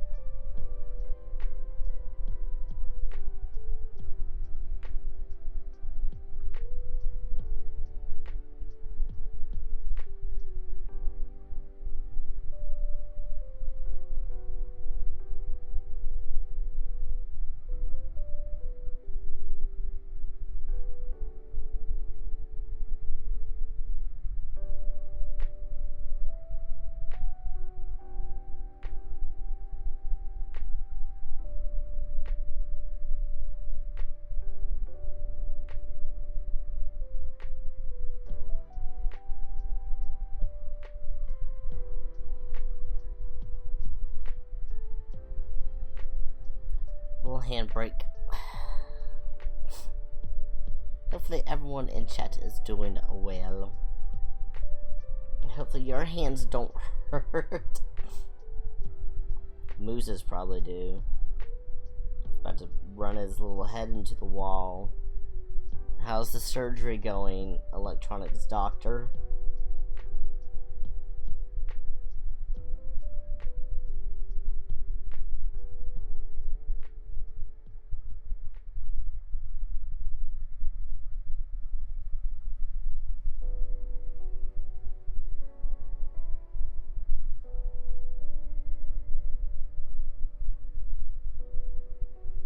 Fuck this wire. Alrighty then. I can tell how it's going. I'll just let you be and let you do that. And just that wire in particular, I suppose. If you need help, I have tiny hands with tiny fingies. They're good at doing tiny things. Alright, this would be good for a little tiny foot. No. I'll make it a little bit longer.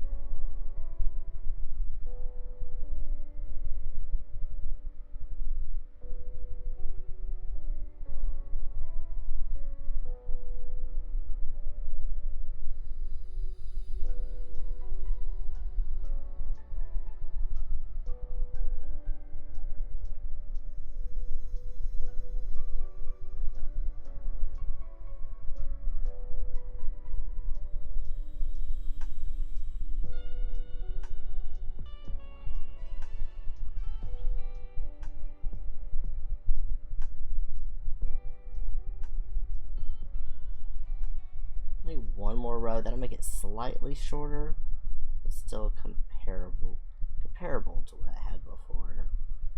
So I don't want it a ton shorter, just slightly so it fits better.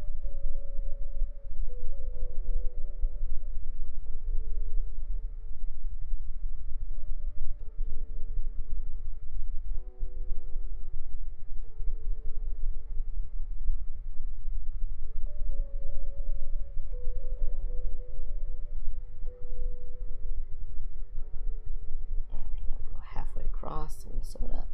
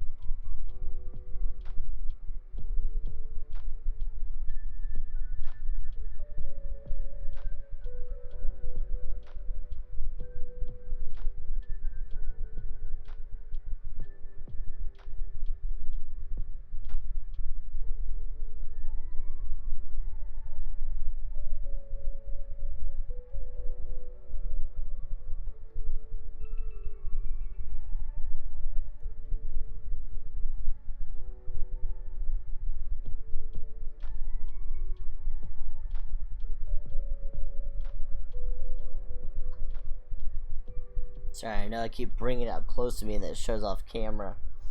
I'm like, no, just trying to look. Trying to looky-loo. Alright, so now we have a little back foot done.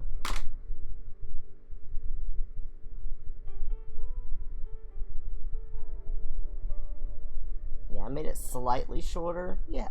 So that way I can kind of stack them. Alright, and I can see, like, behind him. So that way he has a little foot behind him. I don't know, we'll see. I think I like that, though, with the one slightly shorter. Yeah, those are pretty much the same length. So it's to work for the front feet.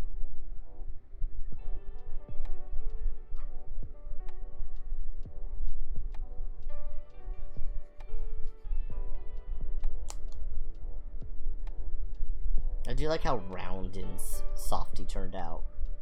Little potato boy.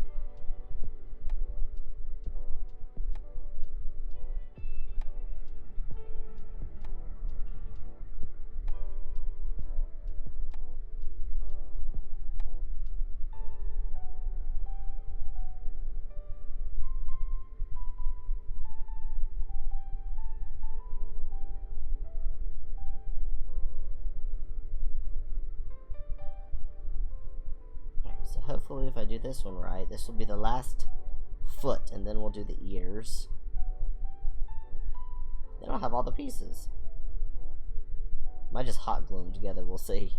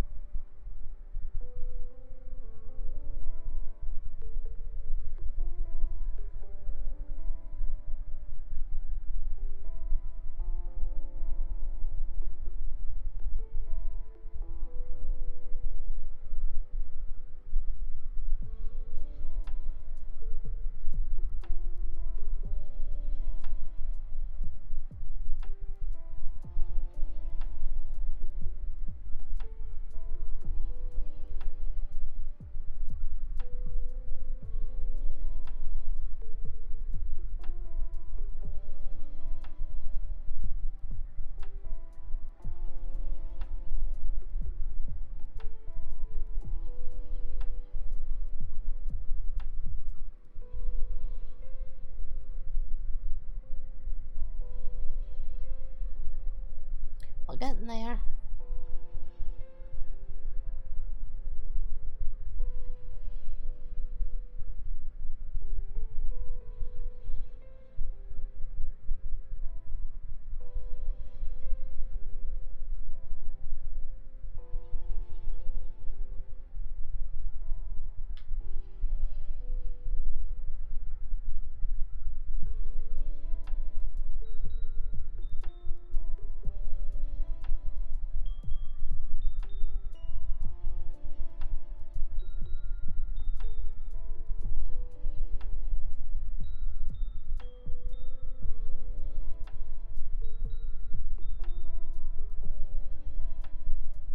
Had a throat gurgle. I don't know if the mic picked it up. My throat went. I was like, oh my goodness, it startled me. Started me in the Mr. Potato Boy.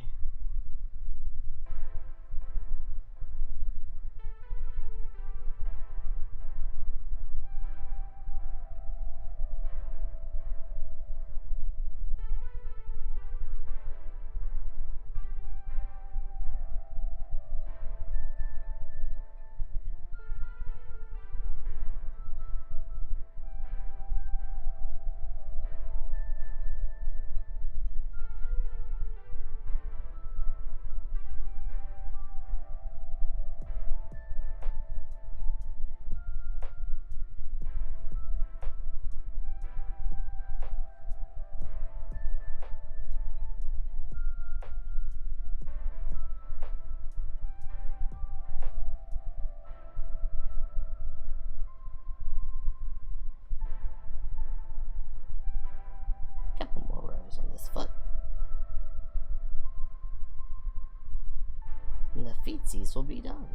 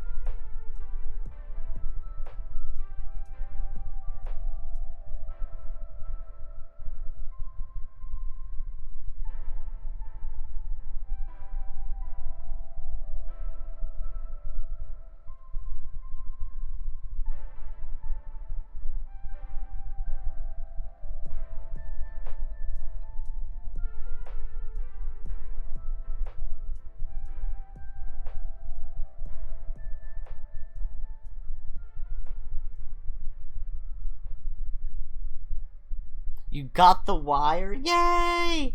I'm very proud for you. I'm glad you got the wire. What kind of the... So I know earlier you were fixing the Game Boy Color. Which one is this one again? Whew.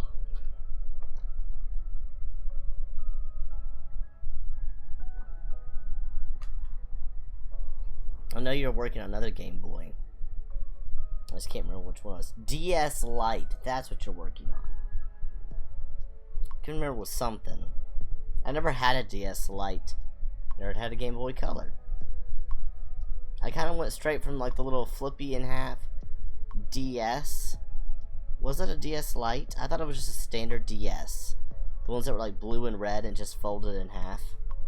To like an actual... The one that didn't fold anymore, the bigger DS. I don't know. Maybe one of those was the DS Lite.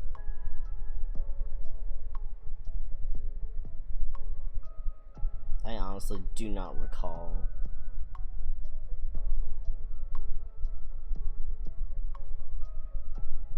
The chunky ones were the DS. Yeah, I know, but I don't remember what I had.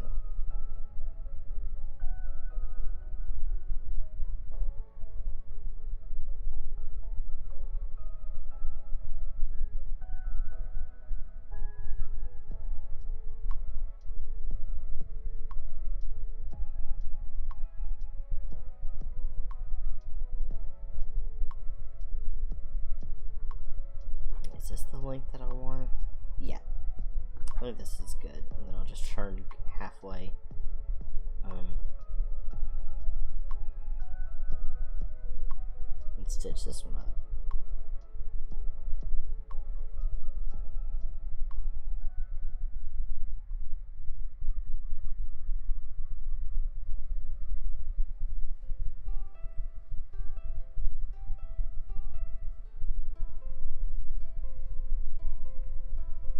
No, get back on my hook.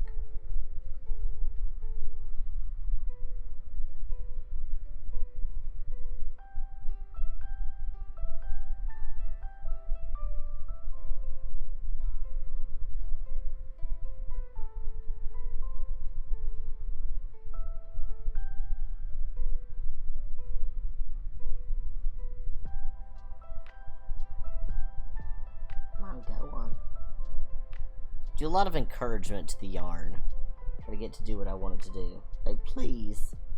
Please just go. I'm tired and I want to get these done. If you could just behave, that would be great.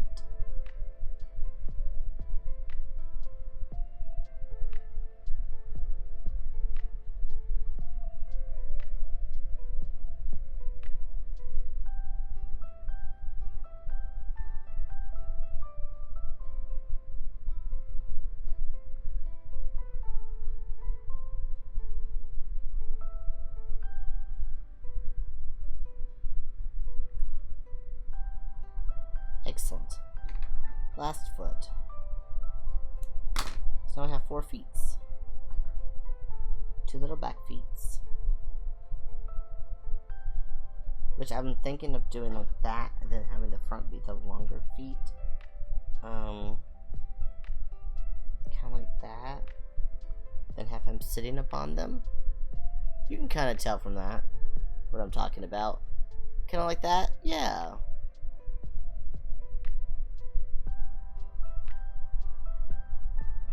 And then we'll have a little tail on him. Which might make a bigger tail than that one. We'll see. For now, we're going to work on ears.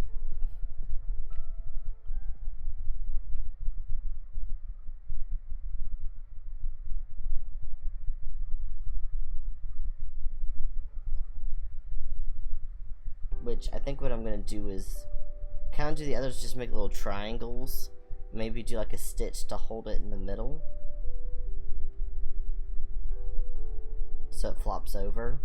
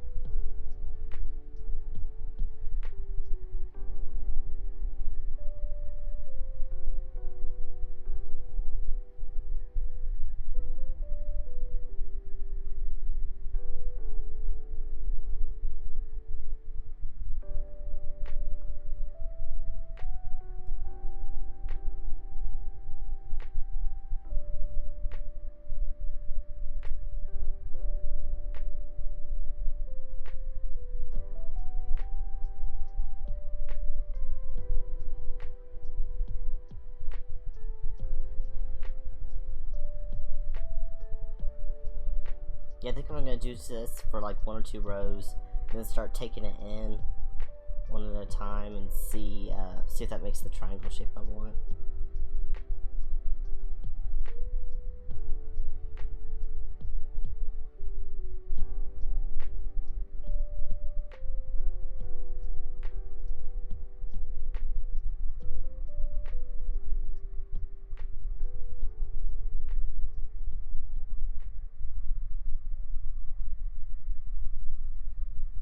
It's cute, thank you.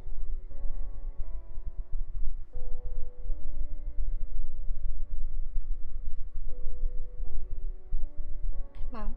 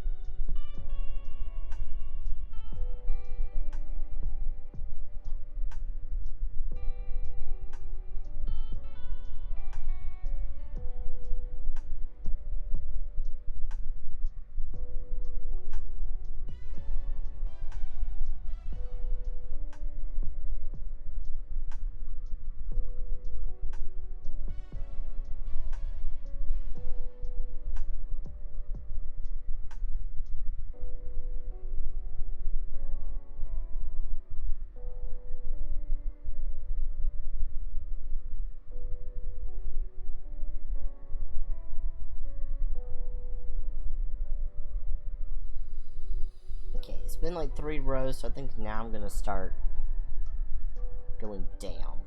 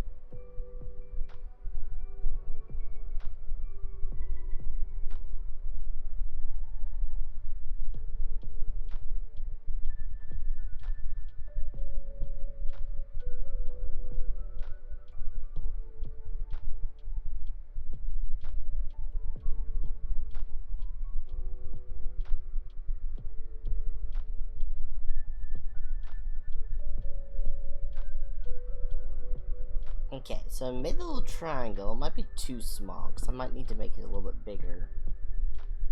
Yeah, because that's a little too small for how big his ears need to be. That's good for like the bottom part, but it does need to be a few rows longer. So I think what I'm going to do is back up some and then just do what I did like 2 rows for, but do it for like 5 rows. And I think that'll be enough. So like before I started going down here, let's keep going because this is like on row 2.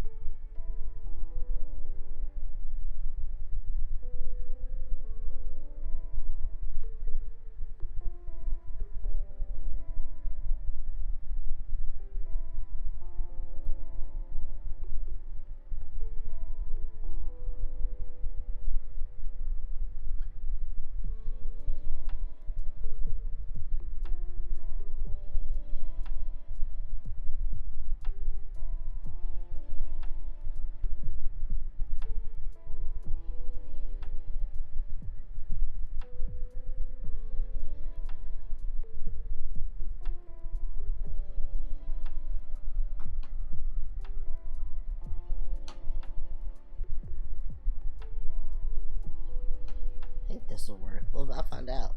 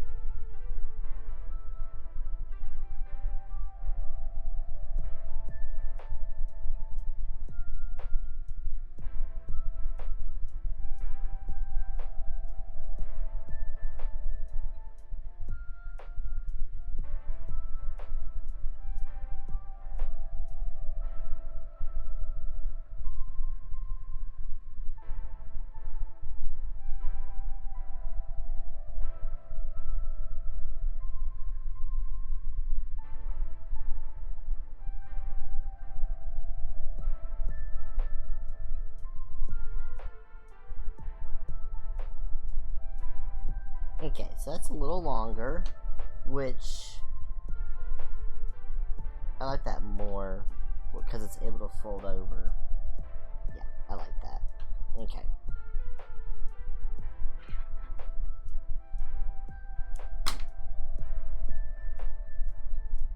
So I'll have that out now as my guide to do the next one. There's a lot of floofies come off these chenille.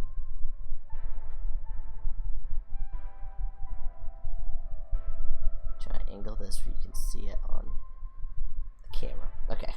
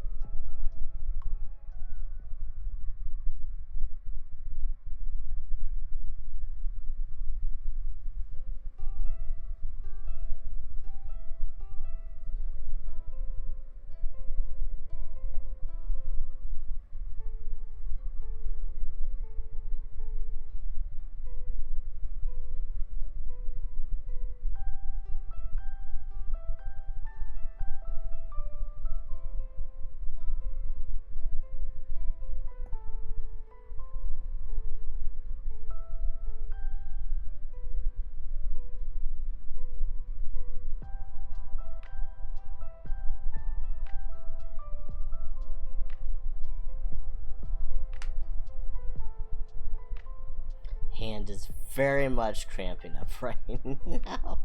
To be fair, it's been 4 hours of crochet, which means I really need to be going to bedtime because it's midnight. And I've got work tomorrow. I really just at least want to finish all the pieces for him. Which, once I finish this ear, I think is where we're going to go ahead and end it for the night. He won't be put together yet, but if you follow me on social medias, I will post pictures of it. So just make sure to find me and follow me so you can see it when it's done. Because it shall not be done tonight. I'll get all the pieces made, but it's not going to get put together right now. So if you want to see what the puppy dog looks like, you gotta find me on, like, Facebook, probably Instagram, or Twitter. Those are where I post photos.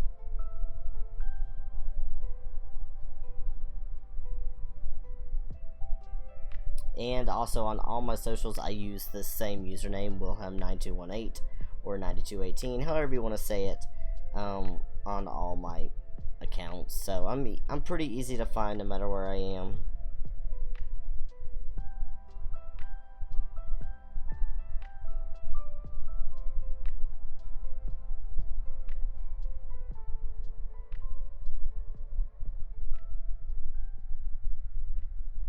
I think this is where I started going down. Yeah. Okay. Decrease 1 per line now.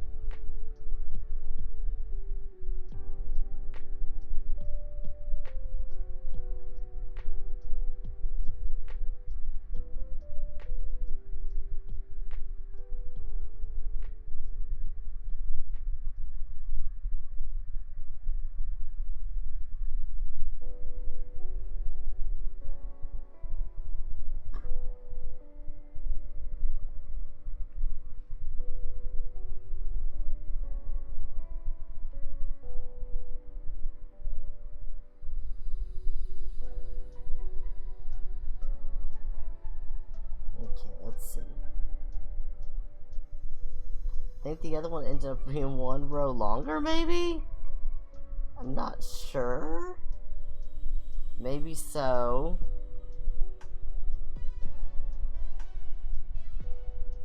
But I think actually if I go back to about, I won't have to do it completely over, but if I go to here and keep going from here, I think we're good. I can tell I'm getting tired because I'm having to redo things. It's not as exact.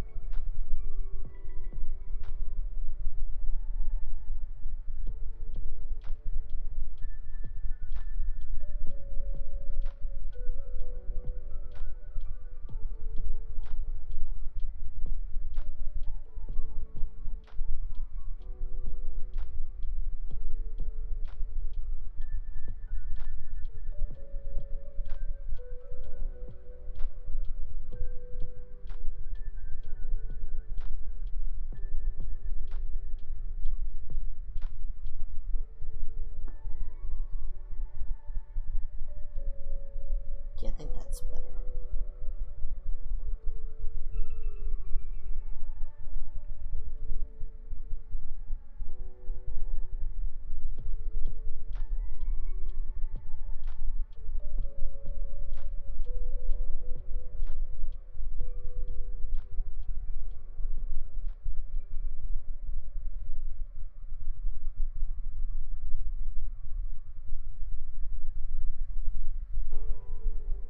Alright. Let's see. Yep, that's better. Okay, so all the pieces are made. It's just a fact of putting them together. Which, like I said, not gonna happen tonight. But I'll give you a little peeky peek of what I'm planning to do.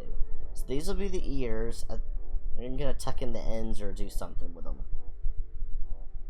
But they will be on either side of his little head. Like that.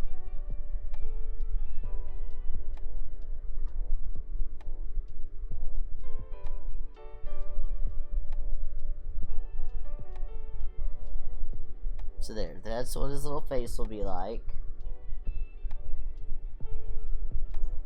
And then essentially I'm going to try to have these on the front legs.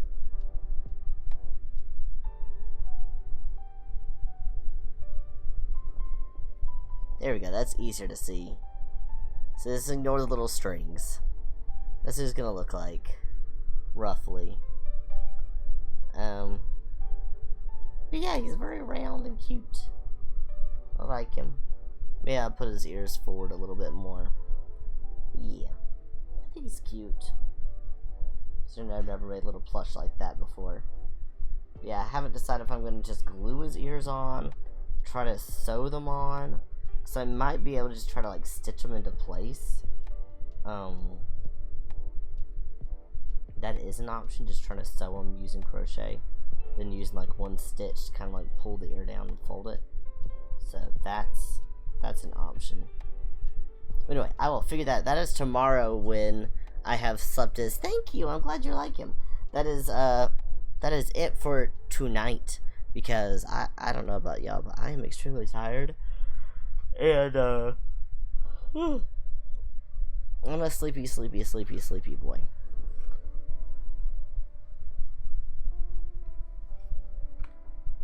But yeah. So that is going to be it for the night. I hope everyone has a lovely, lovely evening. And, I'm going to switch it over to, let's see how frozen. Sometimes this gets frozen. It doesn't look frozen, just the color was weird. Like, I'm very red when I lean over there, and then I'm very white over here. Must be a difference with all these lights. Why am I so red? I don't know. The white balance is off on this view, so we won't stay here long. Anywho, that is it for tonight. Thank you everyone who came and hung out. I am going to try to get on a regular schedule. I just don't know what it is. So make sure to follow me on my socials. Announcements, of course, really aren't on Twitch, but you can follow me here to get going live notifications, and definitely subscribe over on Facebook.